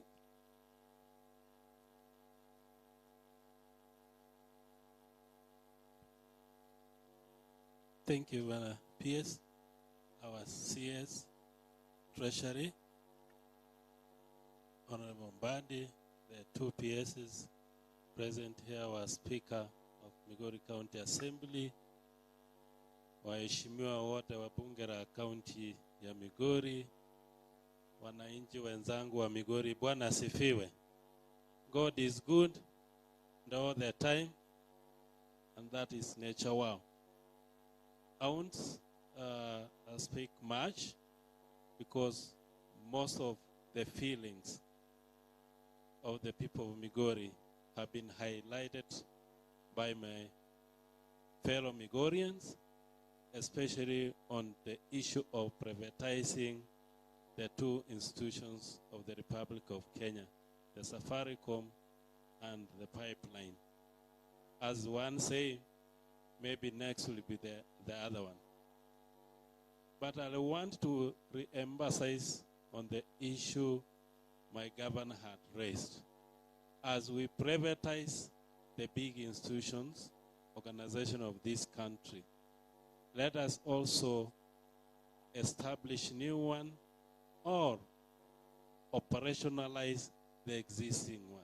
We have many institutions that are not yet operationalized, and yet the money from the national government or our friends or partners have been used to establish these institutions. Bwana CS, we have a great concern, especially the industrial park. Our industrial park is ready, and we are looking for partners or investors to come up and take up the industry. If we don't really put a lot of emphasis our CS, that project that the government and the county government we used over 500 million will remain a big elephant. The people of Kenya and the people of Migori may not see the importance of that facility. There is another project which was over 100 million was spent to establish a sweet potato factory in Migori County, which is within this region. We have raised so many concerns, especially how can we be helped with the national government and operationalize this sweet potato plant in here. But we haven't, because it needs expansion, it needs a lot of resources to be put there so that it can be operationalized. It benefits the people of Migori, especially where it is allocated to our peers. The people in that region from the Kuria community, they really relied on tobacco. Tobacco is no longer grown. This is a community now, they have no any source of income that is going to help them take their students to schools or support their families. So if the treasury, through the county government, can be able to put resources in that facility, our CS is going to operationalize, change the lives of Migori people. Because the sweet potato is not only grown in the Kuria region, it's grown across to Homa Bay and all that. So therefore, this facility is going to serve the people of Migori, Homa Bay, and also up to Kisii. So it's a special request that we really need to put here. You are here, and we really want your support in empowering our people. Otherwise, thank you very much. As the people of Migori, my friends, the speaker, and the rest have said, you have our support. We really want to support you and we stand you, and in a special way, I want to invite you to Kuria. The people of Kuria loves you and are part and parcel of the people of Migori. Asante sana, karibu tena Migori County. Thank you very much.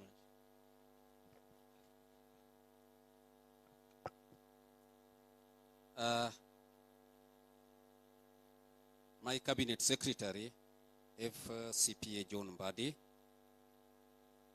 my colleague Principal Secretary Dr. Boniface Makoha, Deputy Governor, Migori County, members of County Assembly and Executive present, the Migori business community, students, leaders from various institutions of higher learning, distinguished members of Bunge la Wananchi, Migori chapter, all invited guests, Wananchi wenzangu, ladies and gentlemen, good afternoon. Good afternoon once again. I want to take this opportunity to welcome you all to the Regional Engagement Forum, Migori chapter. This town hall is the first 8 forums which the Cabinet Secretary will preside over, starting with Migori, Kakamega, Eldoret, Nakuru, Meru, Garissa, and Kilifi counties. The objective of this forum is to create public awareness on the government budget-making process and the ongoing privatization of government-owned enterprises. So we are tackling 2 issues: budget-making process and that difficult word, privatization. Quite a number of people were trying to say that word, but you can even say it in Kijaluo.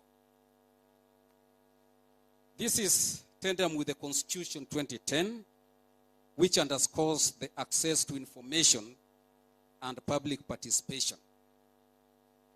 The engagement brings together participants representing various interest groups across Migori County. And during today's forum, many of you have had the opportunity, and you will still have opportunity to engage the Cabinet Secretary in unpacking the value and place of applying privatization to realize effective budgetary process for this country, Kenya. The aim of privatization is to create ample space for private sector's participation in nation building, while elevating government to the key role of providing enabling policy and regulations. Privatization is also essential in generating revenue for the government without increasing debts or taxation. As you may be aware, the budget-making process started in August of every year, and it started in August this year when the Cabinet Secretary, National Treasury, issued a circular to all national government entities outlining the guidelines for preparing the budget. The circular includes a schedule for budget preparation, including the key dates, procedures for the review of projections of revenue and expenditure, and procedures for public participation.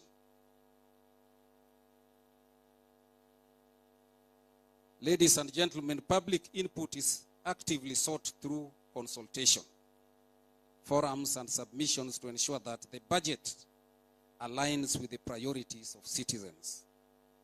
This explains why we are gathered here today, and we have heard you, and quite a number of points that have been raised. Ladies and gentlemen, on 26th of December 2025, I was in this same hall presiding over the launch of Migori County Young Professionals. In my address, I challenged the youth of Migori to register their companies in the e-government procurement system to enable them access government procurement opportunities, especially the 30% reserved for women, youth, and persons living with a disability. Once again, let me retaliate this call because we are keen to empower women, youth, and people with disabilities. One speaker talked about curbing corruption. We can only curb corruption because corruption starts from procurement. And we can only curb it if we standardized everything. And to standardize what we are talking about to curb corruption, we are talking about processing all the goods and services being procured both by national government and county government through EGP. I can assure Migori that it is only County Assembly of Migori that is processing their tenders through EGP. I'm yet to see the executive processing their tenders from there. Congratulations, Migori County Assembly. And the Speaker, talk to your counterparts in the executive. I know they are all here. If you don't process it through EGP, don't come back to me to backdate for your letter. I've seen now letters coming, PS backdate for me because I did it outside EGP. There is no backdating. Let the auditors deal with you. Let EACC come and arrest you. So that is one thing National Treasury is doing to curb corruption. Having said that, I now urge all of you to keenly follow today's proceedings candidly. Engage and provide your feedback that is necessary to enrich the budget-making process and privatization of these two companies. Bwana CS, there are so many issues because sisi kama watu wadogo in your department, we don't deal with giving answers. We give you the answers and you tell the wananchi the answers. Quite a number of issues have been raised, which I know very well that you tackled them candidly when you faced Parliament. The most important one was lowering interest rate. Somebody talked of data security. How sure are we with our data security? One asked where whatever we are going to get, the 2.4 billion, how are we going to reinvest that money? They raised the issue of affordable education. They raised the issue of job security. Someone raised an issue of corporate social responsibility.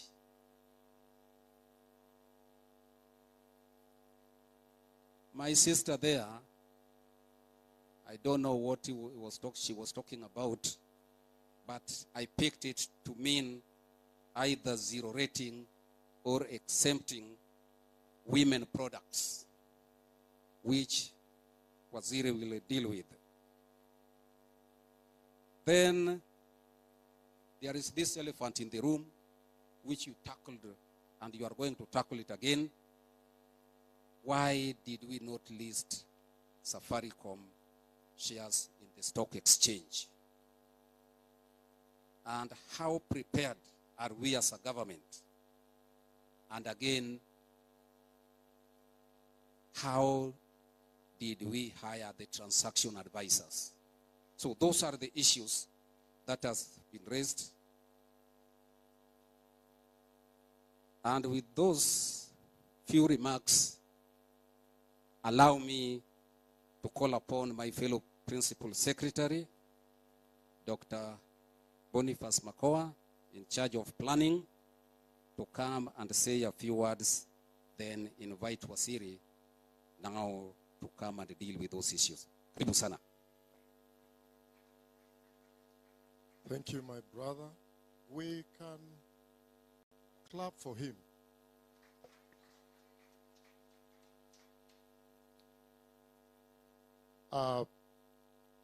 Waziri, my brother PS, the DG, the Speaker, the County Assembly, Bunge la Wananchi,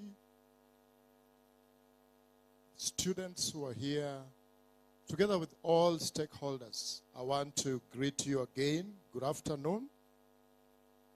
Yeah, my name is Boniface Makoha, the Principal Secretary for Economic Planning, under the able leadership of our CS FCPA,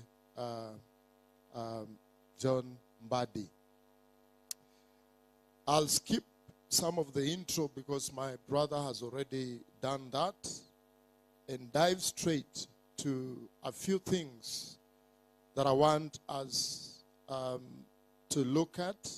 Of course, setting the pace for the CS to come and speak to you.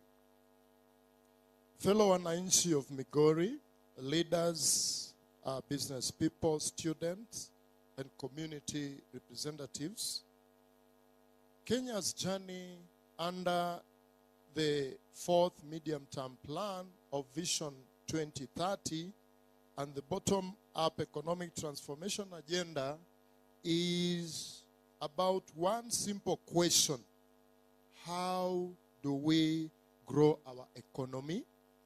How do we create jobs? And how do we improve services while living within our means? Today, government must do more. And when you listen to all speakers, the asks are more, yet we have to do this within the limited resources, rising demands, and the tight physical space. That is why we are having this an honest conversation about privatization, not as an ideology, but as a practical economic tool. Fellow Kenyans, Kenya has faced this situation before. It is not the first time. In the early 2000s, our economy was struggling. Jobs were scarce. Service delivery was at its lowest. And people's confidence in the government was going down. Then the NAC government took over and responded with what we called economic recovery strategy for wealth and employment creation. This strategy, to some extent, restored discipline, opened space for private enterprises, and focused government on its core role. The result was the renewed growth, rising employment, and improved service delivery. The lesson from that period is very clear. When reforms are well planned, well explained, as we are doing, and well executed, then they work for the people. One of the clearest examples that I see, Bana CS, you allow me, with your permission, just to give, is from the telecommunication sector. There was a time when communication was slow, unreliable, and expensive under government monopoly. Through liberalization, private investment, and strong regulation, that system gave birth to the same entity we are asking about, Safaricom. Today, Safaricom supports traders, farmers, border, name them, yeah, across the county, including people here in Migori. It pays taxes, creates jobs, powers services like mobile money, and drives the economy of Kenya. Kenya did not lose from that reform. Kenya gained. So what does this discussion mean for Migori specifically? From where I stand as the PS for economic planning, this discussion is because Migori is an agricultural county, and we have mentioned what it does, but it still has many challenges, yeah, faced by the people of Migori. And this probably is why we are here, to look at bringing private sector on board so that systems work efficiently and government provide the needed. From an economic planning perspective, and with a mandate to coordinate the formulation and implementation of both long-term development vision, midterm plans, and sectoral strategies, privatization and commercialization are tools to fix such system where government-run enterprises are slow or are no longer delivering value. When done properly, as we are doing, they bring investment, improve our livelihood, and modernize the way we do business. This is exactly what the better agenda is all about. Bottom-up growth, well-structured privatization opens opportunities for the local suppliers, transporters, artisans, youth-owned enterprises, and cooperative. It expands value chain instead of concentrating wealth at the top. But this only helps when reforms are designed with the people in mind, as it is being done by under the leadership of our CS, of course, together with our beloved president. And when this is done and regulated firmly within the public interest, let me be clear about what privatization is not. According to the planning, economic planning perspective, it is not selling the public asset. Yeah? It is not abandoning strategic sectors. It is not creating private monopolies that exploit citizens. This is not done in closed doors. We are here to talk to the people.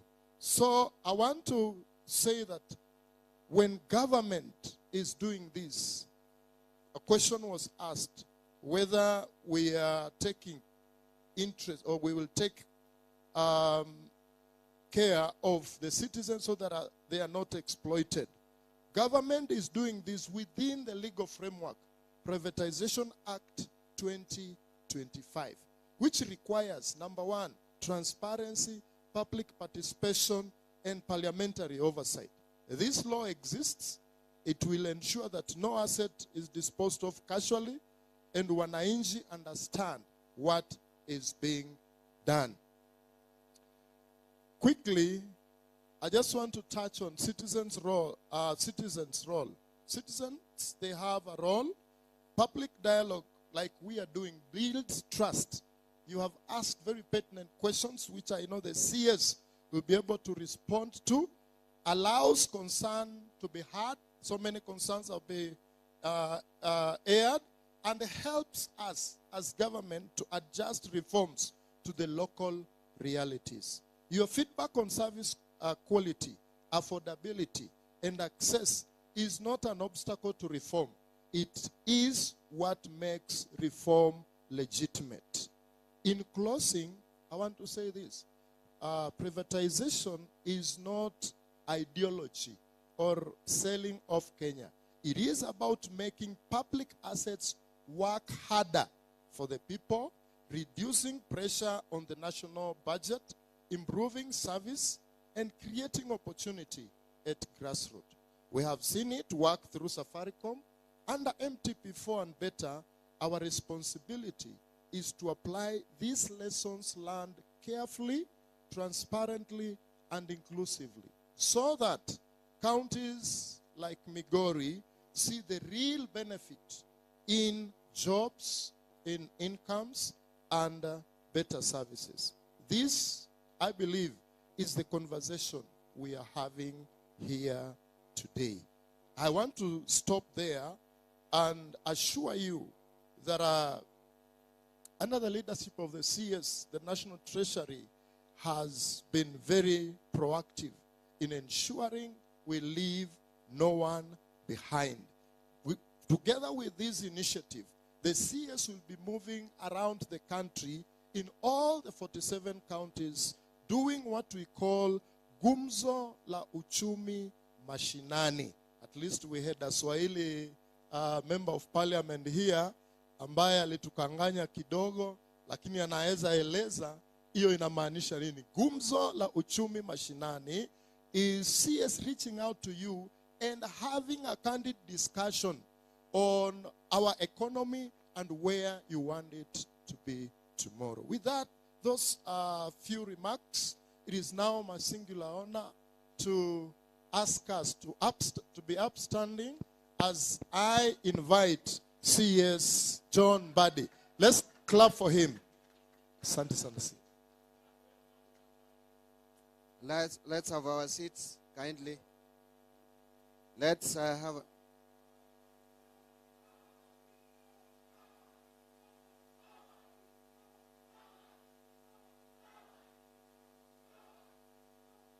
Haya. Thank you. Thank you very much. Let me begin first by giving the formal address to this gathering. And I would start by recognizing the representatives from the University Students Association who have helped me in organizing this forum. Esteemed student team leaders or team members, members of the business community, members of Bunge la Wananchi, my team from the National Treasury, the national government officials led by the county commissioner, distinguished guests, ladies and gentlemen, good morning. I think it's afternoon now. Good afternoon. Let me first start by extending to you all a warm welcome to this stakeholder engagement forum. I wish to thank you all for finding time to attend this very critical event that provides us with an opportunity to share our views on the management of public resources in the country, and particularly in the budget process more so as it relates to our development agenda. So at that point, I want just to mention that today's engagement was covering not only privatization, but also the budget-making process, which has just begun. The coming month of February, we are going to table into the National Assembly, to the Parliament actually, both houses, our budget policy statement for 2026-27. And therefore, this engagement is very important.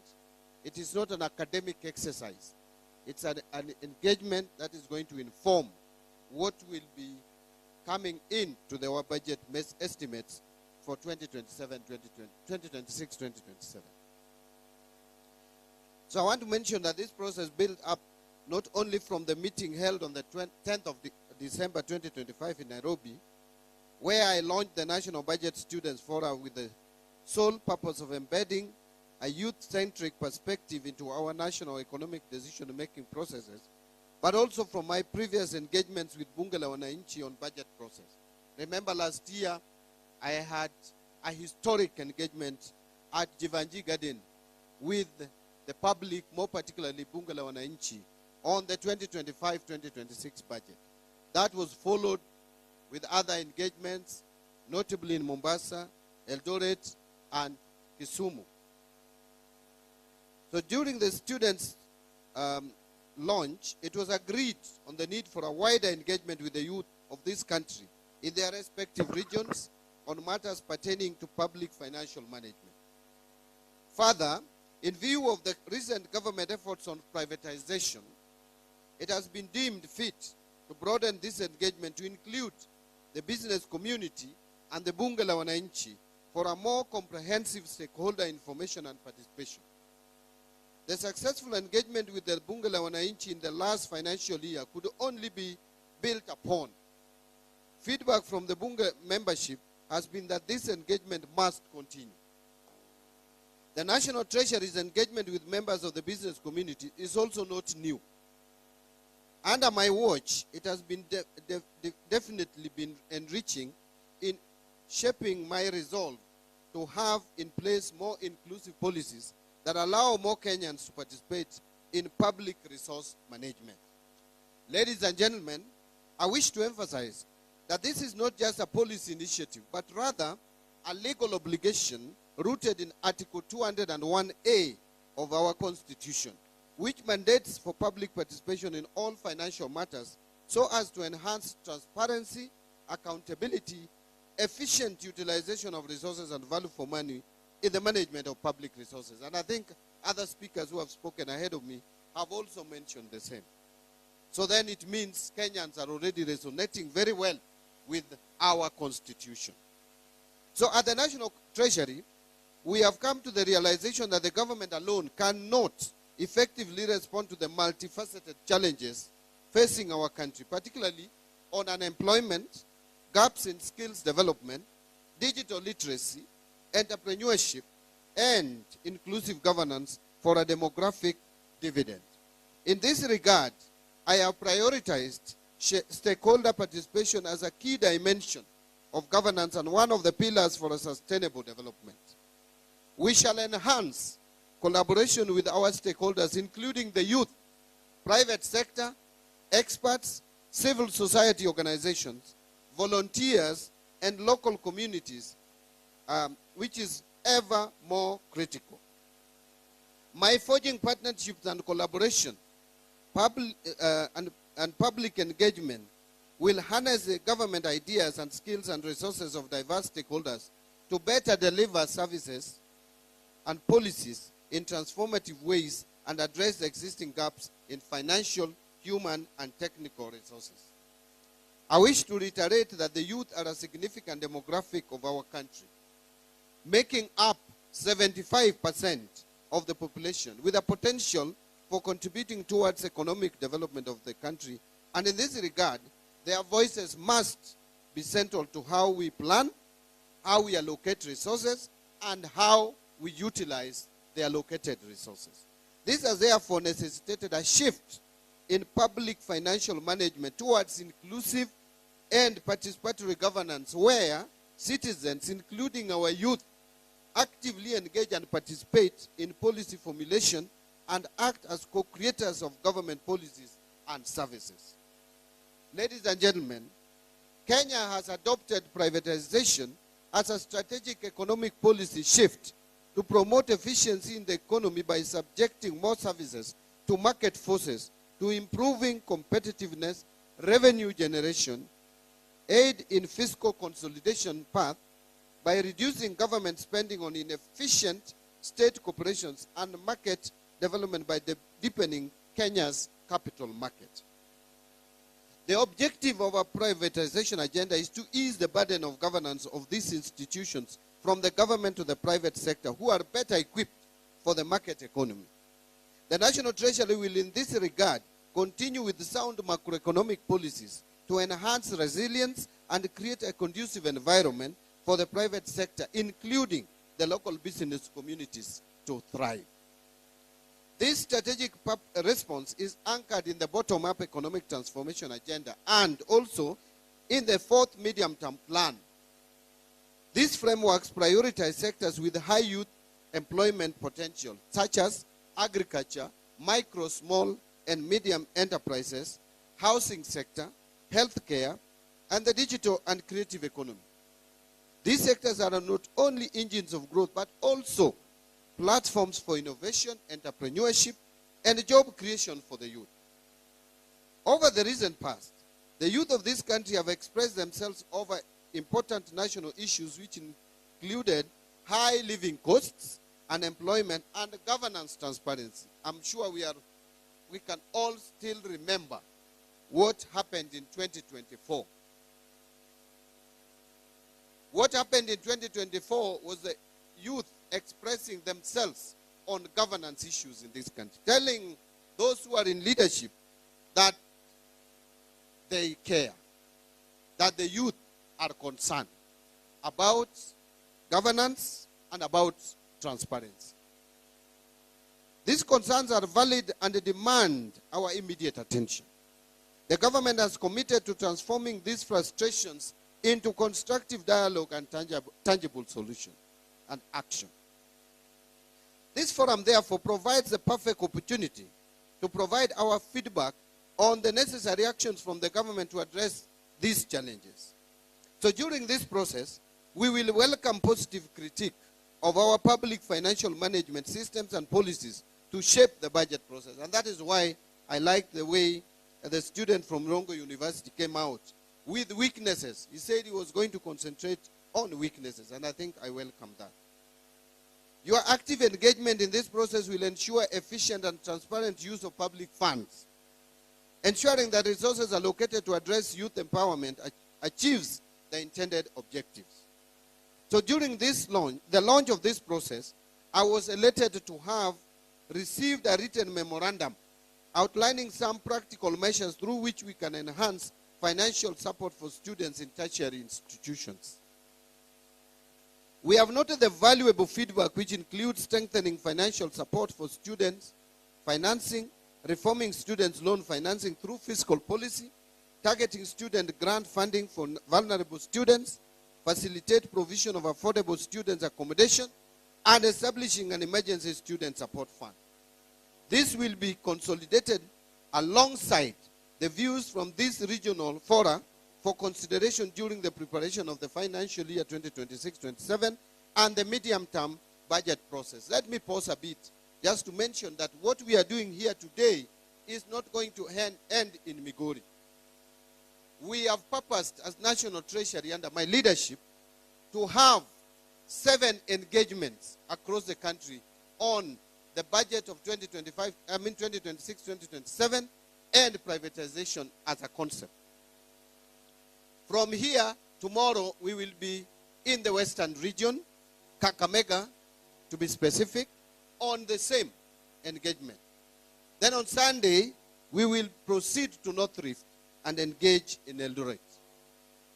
Then following week, we are going to engage South Rift residents in Nakuru, and then the following day, we will do Kiambu for the former central province.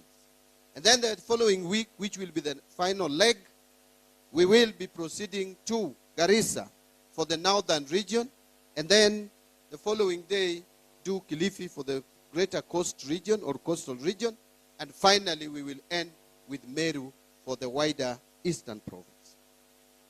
And I want to also mention, as I've just read on the issues of education, and capture this, that out of this engagement, if those of you who are proactive, who have gone ahead to check the BPS for 2026-2027, you will realize that we are proposing to increase funding for higher education loans board from 41 billion to 58 billion. That's almost 40% increase in that funding. We are also proposing to enhance the university scholarship from what it is today of 16 billion. We are proposing to enhance it to almost 34 billion. That is another increase of about 16 billion. Now, that is a demonstration that the engagement we have been having with the youth and the students is not in vain, that we are listening. So we will make those proposals to Parliament. Parliament will consider and approve. I want to respond at this stage that I've heard some people say that we are defunding education as a government.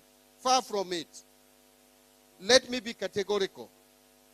The truth is that education requirement is very high. But we have made deliberate efforts to make sure that we make education affordable in this country. And that is why, if you look at the budget for education in 2022 and what we have proposed for 2026-2027, it's an increase of about 150 billion going to the education sector. So whoever is claiming that we are defunding education is being economical with the truth. We are actually enhancing the budget for education, and I was looking at the numbers. Last financial year, which is the current financial year, the current financial year 2025-2026, we have provided 703 billion for education. But in the coming financial year, we are even proposing a higher figure, moving from 703 billion to 748 billion. That is an additional 45 billion shillings going to the education sector, even with the financial challenges we are facing. I wanted just to underscore, because many of us have spoken about funding education, I wanted to underscore that at this stage so that it comes out clearly. Furthermore, we are also aware of the financial strains facing our public institutions, which impact the quality of education and future prospects of our youth. Our strategy emphasizes increasing funding, as I've mentioned, also dealing with infrastructure development in the schools and other learning institutions, and curriculum reforms to equip students with skills relevant to the evolving job market, particularly in areas like artificial intelligence, data science, green technologies, and vocational trades. Not forgetting the investment that we are putting in employing additional teachers. This we have spoken about, and I continue to speak about it, that this government from 2022 to date has employed 76,000 additional teachers, a record in 3 years, and we are going to employ 24,000 more teachers in this financial year. So, ladies and gentlemen, as you are aware, the government has been in the process of formulating the 2026-27 and the medium-term budget.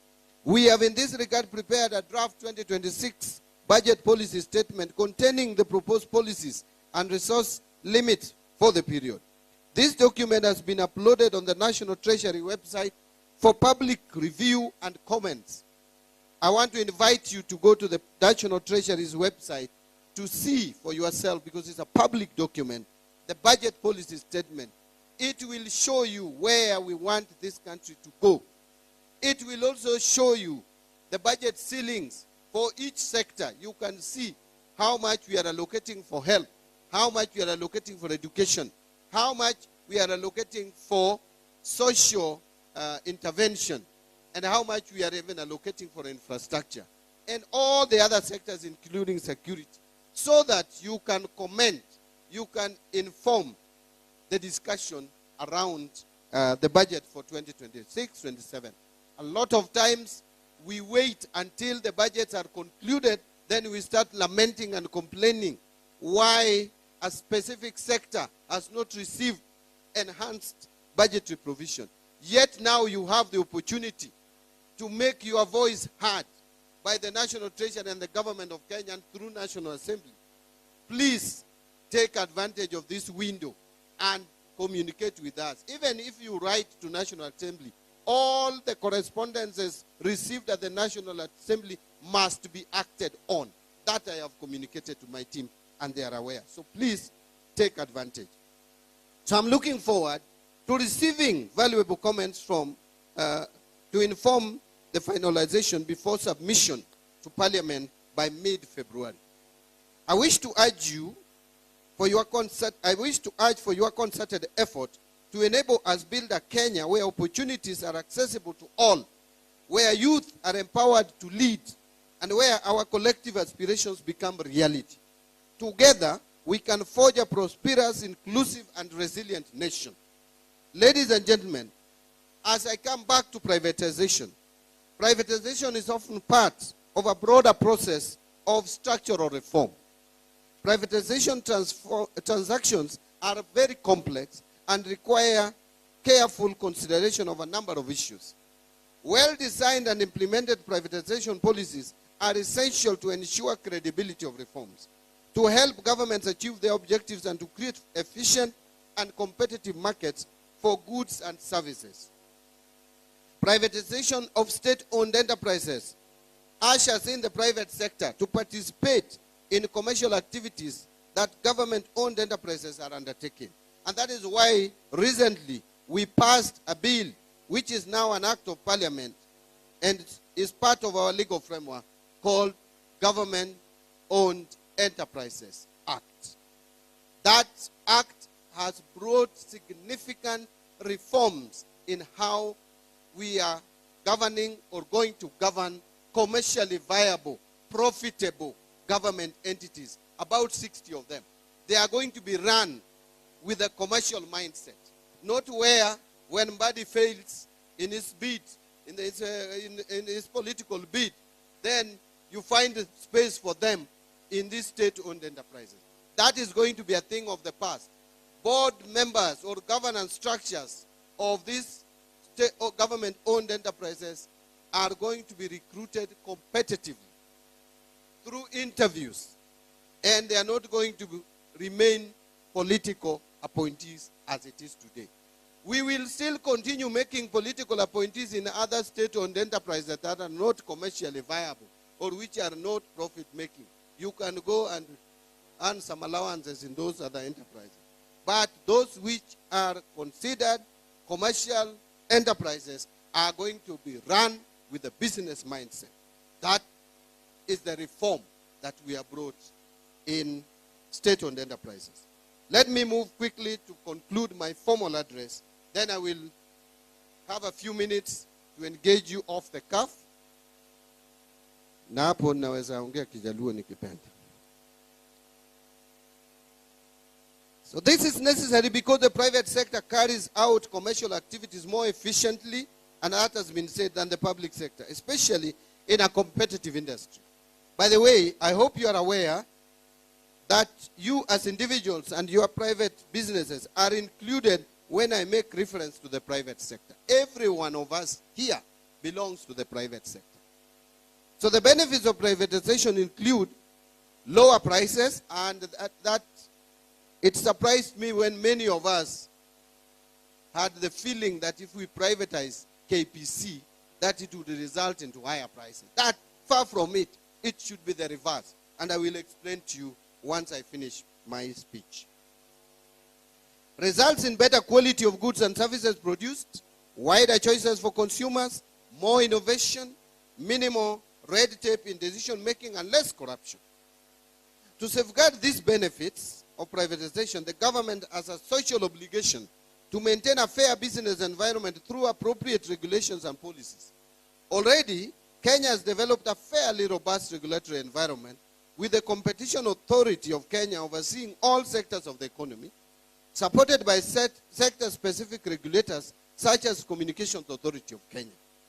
So privatization as a key tool to to address the following three major economic balances government, which I want to mention, the three major economic issues that need to be addressed through privatization. One is the government debt, two is the public expenditure, and three is revenue raising. So in this regard, a robust program must be designed to address fiscal sustainability challenges by limiting government debt, constraining budget deficits, and promoting counter-cyclical fiscal policy. Having pursued fiscal consolidation in the recent years, the policy has now reached optimal levels and hence cannot be pushed further. Kenyans have told us no more taxation. No more taxation. Ama kuna mtu hapa anataka tulipe ushuru zaidi ya what we are paying today. Kama kunaye, nataka kuona ukiinua mkono. Kama unataka kulipa more taxes. Kuna mtu hapa anataka tuendelee na kukopa deni zaidi. Then we must be innovative. We must be creative because services must still be provided. Kenyans still want services. So for us to finance those services without more taxes and without taking more debt, then we must be innovative. We must be creative. Number one, we must curb corruption. We must reduce corruption. That is why we are coming up with measures like e-procurement, treasury single account, to make sure that we reduce the exposure that public officers have in taking advantage of our systems and misdirecting our taxes. And then we have to also raise revenues in a different way. Having pursued fiscal consolidation in the recent years, as I said, the policy has now reached optimal levels and hence cannot be pushed further. In this case, an economic stimulus mechanism must be pursued. You will agree that unlike taxation, and I hope you listen there, unlike taxation, privatization never reduces private sector wealth. Privatization, in most cases, encourages propensity to invest and enhances aggregate demand, which in the long run would widen the revenue base. Taxation reduces private sector wealth. When you are taxed, money is being taken away from you. It reduces your wealth, whether you are very rich, moderately rich, or barely surviving, like many of us. But still, we are coming for your money in your pocket, despite the struggles. So taxation is something that, even though we can't avoid it, but it reduces our wealth. But privatization does not. It does the opposite. Privatization gives you an opportunity to invest your resources that you have in an asset that would be profitable and that would give you more resources. As I conclude, I want to say that our economy is in a critical turning point. And to sustain the economic achievements realized thus far, both from a macro and fiscal perspective, the low inflation that we are talking about, the interest rates that are coming down. By the way, 1 year ago, the average bank lending rate was at 17.2%. Today it is 14.9%. It is coming down. And I want to, that I think is a message I'm sending to our friend from the Chambers of Commerce. It is coming down, although we would want the interest rates to come down at a faster rate than it is today. And that is why we are telling banks they must take advantage of the rates, that the lowering of the base lending rate, to bring down the rates of loans that we give to the private sector. But for us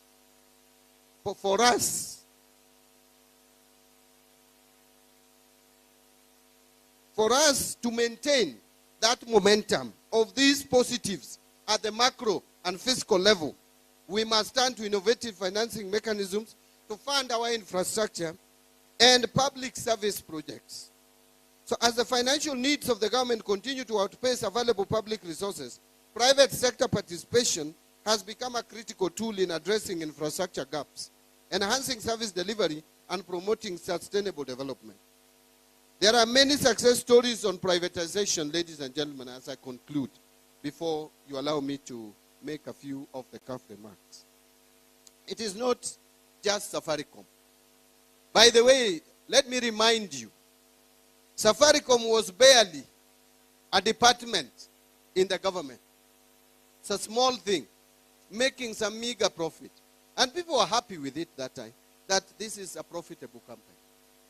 The government took a decisive decision in 2008 to privatize Safaricom. In fact, even earlier, to invite partners. Then after that, after inviting the partners, in 2008, the government offered to the general public part of Safaricom.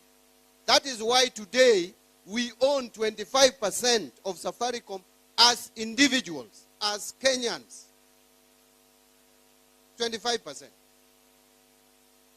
Look at the transformation that has taken place in Safaricom. The kind of profitability of this venture. What makes you think that we have reached the optimum? There is still room for Safaricom to even be more profitable.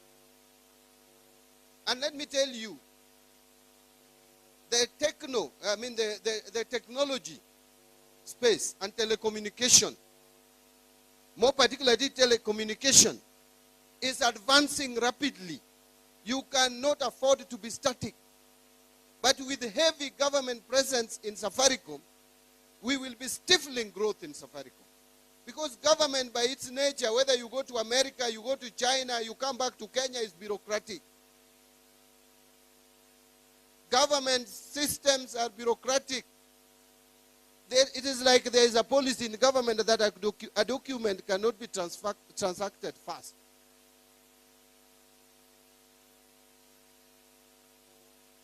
So if you want to allow private sector to thrive, a company to thrive or a business to thrive, you must inject private sector ethics into the management of that entity. That is why I am saying, apart from Safaricom, look at KCB. Kenya Commercial Bank was on its knees, was barely surviving a while back. Where is it today? It is one of the most profitable banks in this country, comparable only to a few. Because of privatization. Kenya Power, someone talked about Kenya Power, whether we will privatize. Kenya Power is already enjoying privatization. We privatized Kenya Power and Light. Before, it was running into losses and losses and losses. Today, Kenya Power has started making profit because of privatization. What of Kenyan? I can go on and on. Of course, there are also failures, like Uchumi. We tried to privatize it. It's a total flop. So it depends on how you execute privatization and the timing. If your timing is wrong, you will get it wrong. And I will tell you, with my knowledge and understanding, our timing for Kenya, for KPC, the Kenya pipeline, is perfect. If we don't do it now, believe me, we will regret a few years to come. Don't ask me why. This is the time to privatize KPC to make it more profitable. That is a company that has the potential. If you have money, if you have some money to spare, kindly save it. We are issuing IPO next week for Safaricom, God willing.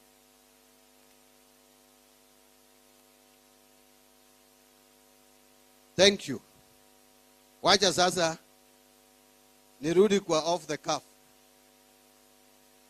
And I want to say this in English before maybe you allow me. I know there are a few of us in the gathering who don't understand Doluo, including my great friend, Deputy Governor. Lakini siku hizi unaishi hapa Migori, I am sure you understand a lot. If I were you, I would still continue pretending that I don't understand. Yes, nijue kina nani wananisengenya. But let me point out the following. I have spoken a lot about budgets. And ladies and gentlemen, maybe you don't know. Let me tell you. Many of you who saw me lose weight when I got into this office, you don't know why. Our economy for a long time has been on its deathbed. To the extent, inafika tarehe 15 and you have not cleared paying salaries for public servants. It was that frustrating. 15 of the following month, people who have worked for the government have not been paid in full. Loans, external loans are coming up for payment. Debt settlement. And you don't know whether you will pay them or not. Kenya was listed among 6 countries in Africa by IMF which were going to default, not which would have defaulted. No, they were going to default. It was just about when. 5 of those countries have defaulted. It's only Kenya which has not defaulted. And by the way, many of us don't know the implication of defaulting.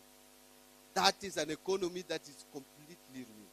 The moment you default, that is an economy that cannot easily come back unless now you just become slaves of other people.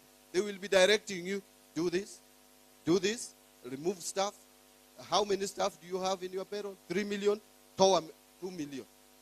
That's what would have happened to Kenya. You are told how many chiefs do you have across the country? We have 10,000, remove 5. Remain with only 5. And you have no choice. You'll take them home. How many county commissioners? Go home. How many teachers? You can survive with half. How many MCAs? You must make sure that the MCAs across the country from 1,400 reduced to half. Members of parliament reduced to half. Salary, everybody reduced by half. That is what would have happened to Kenya. So, it is because of decisions that have been taken over the years. Some of them are very faulty. You invest in an infrastructure project that has 30 years of repayment period, payback period, 30 years, and you are taking a loan of 5 years to finance it. 5 years loan for a project that will start paying you in 30 years. Are you being clever? Are you being wise? And then you also don't have any space for taxation. Yet, economy must grow.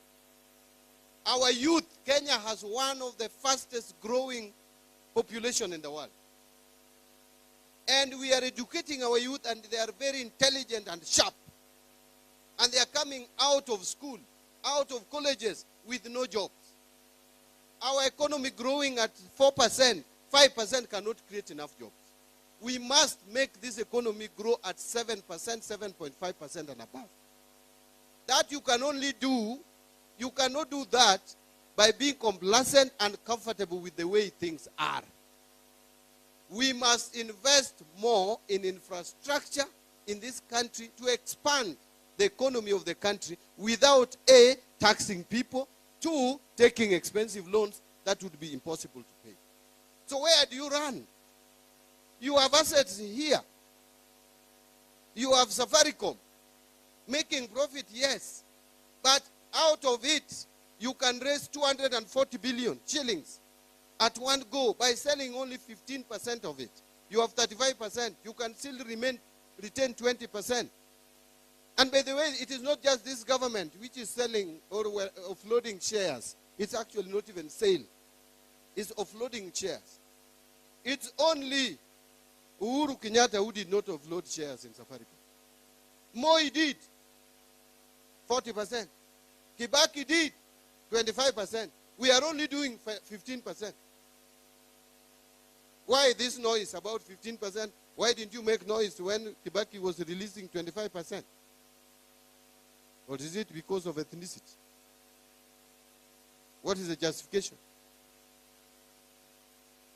240 billion. How much dividend are we getting out of 15 billion today? Out of 15 billion today, we would be getting about 6 billion shillings. Divide 240 by 6. 40 years. It will take us 40 years to get, if we retain the 15% and get dividends. That dividend, if we get the 240, that 240, we will take 40 years. So you want to refuse money today because you want to earn the same money for 40 years. Will you be alive? You have not even factored the time value of money, because 240 billion today is not 240 over the years up to 40 years. So long as where you put that money makes sense. And that is why we are saying that, yes, we have some infrastructure projects which can be commercially viable. Roads we can toll, dams which we can use for irrigation, commercial irrigation. We have energy in this country. The reason why we have blackouts all over the place is because Kenya is generating only 3,000 megawatts per year. But our economy should generate no less than 10,000 megawatts. Where are we going to get money to generate more power? Mutaua Wandai bure, ati Wandai anafanya kuna blackout, anatoa power wapi? He cannot manufacture power in Ugunja. He needs to invest money to generate power and transmit it across everywhere in our villages and in our factories. Where does he get that money? He has to come to me. Where do I get the money? If I cannot offload these shares, what do I do? I will go to IMF, World Bank, to China, to borrow loans expensively. Who will pay it? You and your grandchildren. If I cannot go for loan, I will come for your money. I will come for your salary. I will come for ile pesa unatengeneza ukiuza mboga. But if I can't come for it, allow me to offload some shares. And what we are saying, we are offloading these shares, we get 240 billion and put it in an infrastructure fund. That infrastructure fund is going to crowd in private sector. So what am I saying? Let me just explain it in a minute. If, for example, a road has been costed. Now, let me not give the example of a road. Let me give the example of JKIA. We have the worst airport in the region today. And we are the biggest economy in this region. Number 6 in Africa. The only economies which are bigger than Kenya in Africa is South Africa, Nigeria, Algeria, Egypt, and Morocco. All in, apart from South Africa and Nigeria, North Africa. Kenya is the only economy standing in this region. We have bypassed Ethiopia. Yet we have, what if I was speaking in Kijalu, I would say Kundudok. As airport, leaking. You arrive in Jomo Kenyatta and it is leaking. It's a shame. And it is costing around 260 billion shillings. If, for example, we make 20%, we take from this fund, 20% of that cost, which will be about 50 billion, and invest, and we cost it, and we say this airport will pay itself, because people who are coming in pay money at the airport. Those who are bringing goods pay money. The air ticketing, everybody, the airlines, they pay money.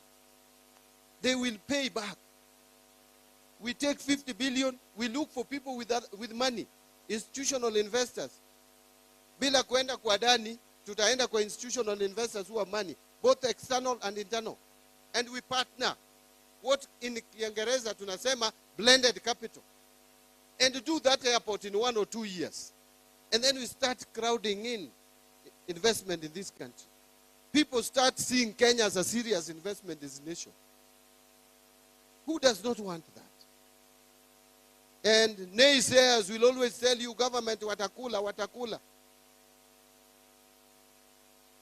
Kwani ni sisi ndio tunaweza kula, wao hawawezi kula? Why must we wait for them to be in leadership?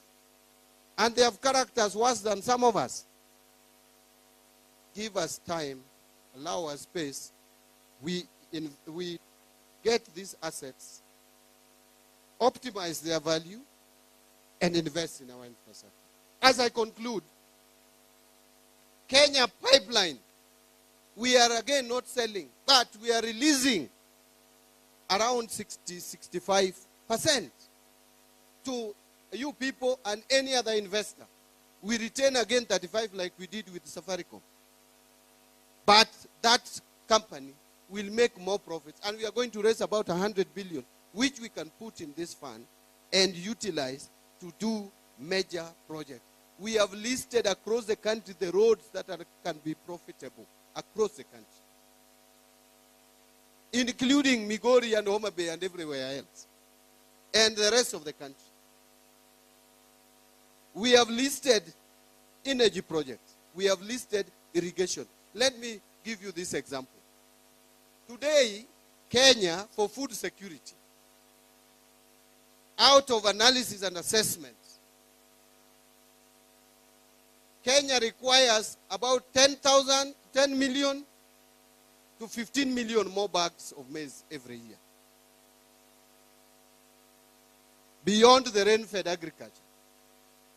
Now sample this. Galana Kulalu, which we are now harvesting out of the 1,500 acres, 1,500 acres. Galana Kulalu, if we do the dam, we will irrigate 200,000 acres. And that dam costs 40 billion, 30 to 40 billion. And we can irrigate 200,000 acres. Each acre produces between 30 and 35 bags per one harvest. And you do 2 harvests in a year. That is between 60 and 70. Even if you take the lower, that is 60. And you multiply by 200,000 acres, that is 12 million bags. You have already sorted the food situation in the country. Who does not want that? And we need only between 30 and 40. Even if you take 40 billion, will come out of this infrastructure fund. And by the way, Galana Kulalu, the investors are already just around. They want us to invest, and then they come and invest their money and produce food for this country. That is the way we should be thinking. And we can release some of the fertile areas like Ketale, where we are growing maize. We release that area for coffee and tea and export and get foreign exchange to this country. Are those wild ideas? I don't think so. But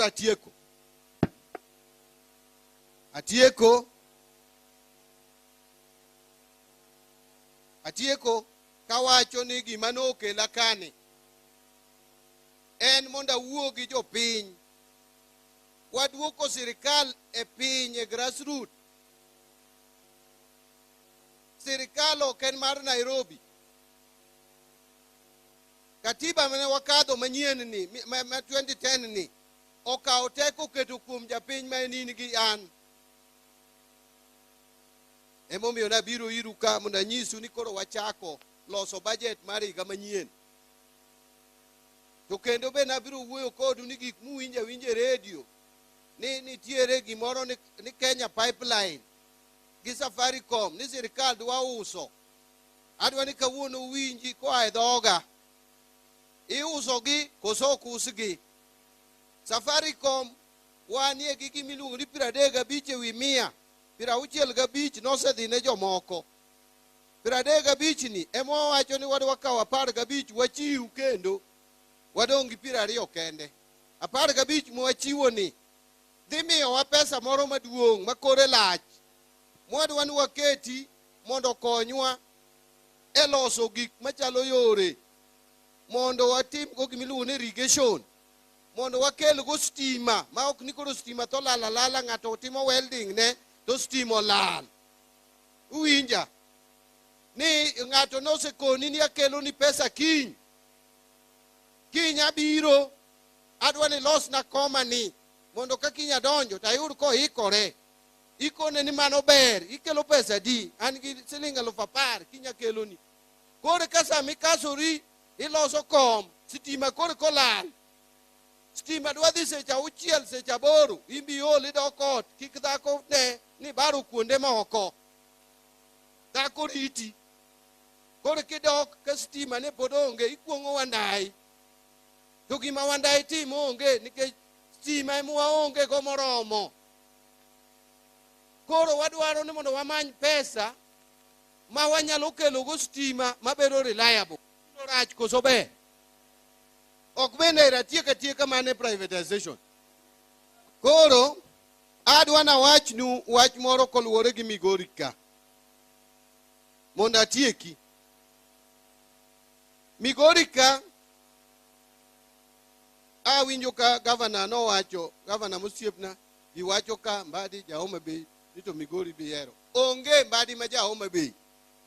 Ana ja Migori. Migori County ka ema wuoro odake higni 17. Emonyuolwa te. Kamonyuolwe mudonge mane dalau. Kuma wantie ja alawe dak. Anja dak. Koro kichieng moro gitama bedo governor ma Homa Bay na jadak. But governor ma Homa Bay be okadwar. Koro Migori ka kanyetimo budget manyoro nyo wadhi kodu maber. Ang'eyo ni budget manyo waketo jipenjo ni to nderni mano wachi ka gin kanye. To donge nyu neno ka nderni gi nyocha wagolo pesa molandgi. Sama nyo landgi kawuna miu report. Nderni 7 nyocho lande e Migori County ka. Nderni 7. Sama wawueni nderni 2 kuomgi wachgi oserumo. Ose the contractor ose been identified imiyo baru week manyien. Maendara ma wuok Kanyawanga kadhi dere nyaka Rapogi. En wachni oserumo. To gi ndara machielo ma wuok Posta, Nyikendo, Nyarongi to dhi nyaka Makalda. Nderni 2 go jokera osetieko wachgi. Gin osetieki imiyo gi contractor. Nderni 5 pod inono buge mondo kiny jo EACC mak jokera ni gitimo procurement marach. Nderni 5 gi inono gi kotieki gimbi imiyo contractors barua. Achiel en Stella Gogo. Mar 2 en Nyarobiro Kombe Nyanchabo Road. Mar 3 en Otho nyaka Got Kachola. Mar 4 en Kababu Bondo nyaka piny Oyie. Kaeto mogik en Nyamtiro Kegonga kugitimo nyaka Loliondo. Yorego itimo negi evaluation as we speak. Pod itimo negi evaluation. Koro adwa wacho ni it is not empty talk. Whatever we had put in the budget, we are releasing money as we get money, and they are being advertised and they are being awarded. The 2 roads I've mentioned have already been, the contractors are identified, they are going to be awarded. Then we give what we call mobilization fee, then we launch them, and I will come personally to make sure that they are launched and they are constructed. We are in Migori TTC. Pardon? Ndara Mamiuru, I don't know why they have left it. Mamiuru is among the 5.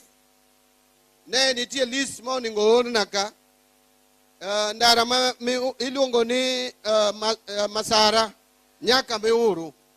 Engi a budget of 487 embe chocho lande. More team evaluation upon na kwayo ja roads muno na list. Then I'm aware of that list, that road out. But angeo ni enbe obedo evaluated to be awarded. Sawa sawa. I'm sorry not on any complication to tere umos.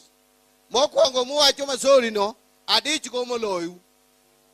Ene yo madich go but any complication get the contractor pokwagolo ndara elwete officially. I don't want to lie to you. Nindara mawuok Masara kadisori ni birotieki tomorrow. No, we have to make sure ni wa terminate the tender kai to worry advertise. Mawuok agolo muoka disori advantage manyo wan go. Any no bed awarded to two contractors by mistake. And that award by mistake has come again to be a blessing to us. Because now when one contractor has failed, we have instructed a contractor from Suba now to proceed all the way to St. Camilas to connect the two roads. I am very happy because now I will not be stuck in the mud. Giwa achoni minister mane mamoke chuodho. Koro kabi moke chuodho kendo Nyasaye okonya anbe lemna uru kanyo. Donge ugona mean. Koro we ura tieki. Keji questions wuok birumo.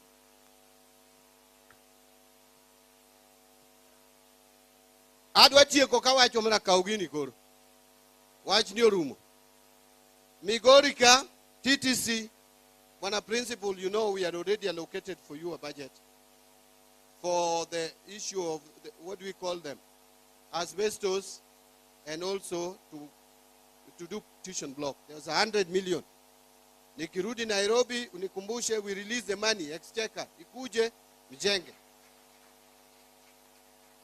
Nyako chao kwa ya weche ariyo, I'll connect with you, kaka, printer pesa di mikwa yo minister niya. Printer toknu kwa yo kada MCA kai. Printer no en pesa di. How much? 60,000. Around 50,000. When a principal liars with me, I give you money for printers. Lakini, mano to kata majority, kata mnachuora. O ingogino. Mano ki makara chuora odonge. Hello? Hello? Kono joturua. Na adwana wach nu wach mogiko so kora we. A wach mogikni. Comrades, ang'eyo uni untie. Abiro neno ukatie koma. Uwinja. Awinjo. Aya. Jobunge dwa dhi chiemo gi President Nairobi. Uwinjo jothurwa. An gima sesome siasa nyaka nadonjie. To kendo bena bedo japuonjre mar Raila Odinga higni mang'eny. Nawachonu ni an achako donje siasa mar baba. Jomoko nyokona na luong ni the late, an luongo Raila ni the late podotama. Baba iga prochiko kariyo. Gima sesomo e siasa ni nyakibed strategic. Nyakibed strategic. Wan kako ganda nyaka wabed strategic. Anadwana wachnu nika wadwa survive kako ganda. Nika iko kwa survive gi unity maro ganda. Ni wapogore kako ganda. To bende kaka warumo politically. Onge ng'ama biro chako deo oganda maro nagi e Kenya ka ng'ama biro kawi serious onge. Nikech gimose miyo ikawa serious en riwruokwa. To gima biro ketho riwruokwa mar oganda en kokwa miyo jaduong' Oburu Oginga luor. Nikech wanyiswe ni onge piny ni ng'ama onge gi makosa. There is no leader without a weakness. Kata mna baba manyonindo ni wan wajo manyochiegni kode, I would tell you today. Wang'eyo weaknesses mag baba. Manyon onindo, monindo goka. But ne waluwo baba religiously. Magimo wacho to bedo final. Oburu nyalo bedo gi weaknesses, but embe gi strength ne. Oburu nyaka wami luor moromo gi luor mimiyo party leader, gi luor mimiyo jatendo oganda. We must do it. We have no choice. Gombo to wabiro bedo go. Ng'ato yiene gombo. Kata ini nyalo gombo mtoka maringecha. Mileki. Miakendo sa mileko ina makiketo lueti dirise woni en mari kichieo. Tinwango ni kare ne manok gachi. Pok ni bedo minister mar finance. Tinyalo leko ni minister mar finance. Koso? So gombo yieni. Ng'ata magombo ogombi. To wawene Dr. Buru thuolo mar telo ne party mar ODM kendo ne telo ne oganda wa nikech Nyasaye emokete kanyo. Chieng' moro mar mbadi biro. Nyasaye biro keta. Kapok oketa ayie ni nyaka telna. To ka chieng' moro keta an bende abiro dwaro ni ji oyie ni mondo atelnegi. Mana dieri koso miriambo. Adieri koso miriambo. To kendo kwa dhie 2027 kwano mwagoyo en ni ere kamibidewa kako oganda. Ere gimwa yudo kako oganda. To ka ok wadhi kako oganda, ng'ama biro kawowa seriously onge. Ng'ata mabiro dwaro telo ne piny ni biro manyo jok moriwore, biro manyo jok man gi nguvu, man gi voting power. Aketho kamoro? Aketho kamoro? Koro ununeno sani, jowa muneno wacho ni mondo gol Ruto gi. Uneno ka giketo ni onego gol Ruto to giloso teams adek. Team achiel ok wene Ruto thuolo. Wuothe tiende ka seche te. To team machielo ni ei sirikal, sabotage sirikal. An ang'egi. Team mar adek ni oko bakidi. To gin ginyalo timo mano nikech gin gi namba maduong'. To wan ok wanyal pogore kamano nikech namba wa ok duong' kamargi. Omiyo wan mondo mi wabed gi mbi mibuogo go ng'ato, nyaka wabed mana kaka nyocha wan chon. Ema nomiyo nodewa Amolo Wuod Oganda. So an adwa mana kwayo kaka oganda, kendo kik wabed gi pogruok moko matindo tindo iwa. Ni ng'ane kia Jakure, ng'ane kia Jasiaya, ng'ane ja Homa Bay, ng'ane ja Migori. Onge ng'ama ong'e dholuo moloyo joluo mamoko. Waduto wawacho dholuo waduto.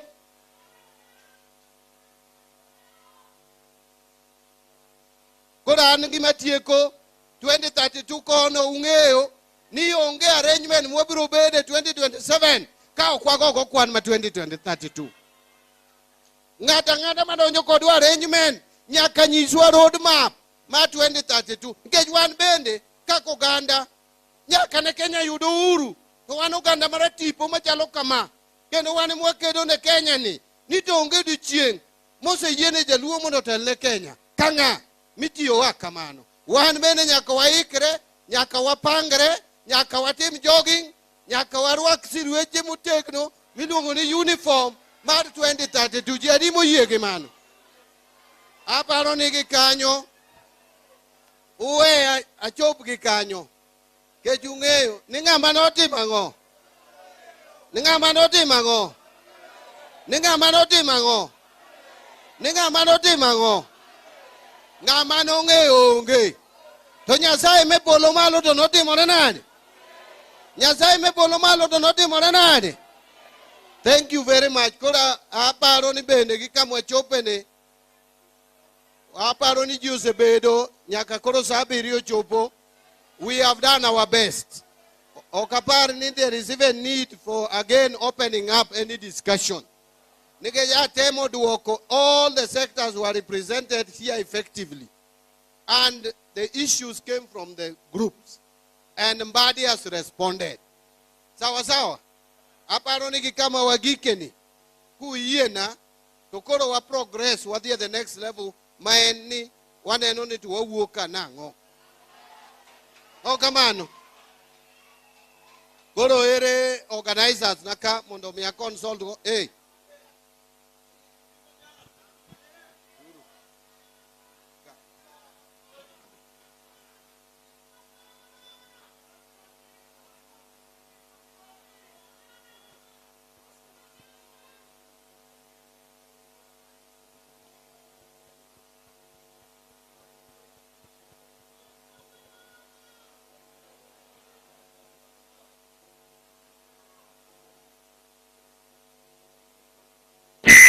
Aya.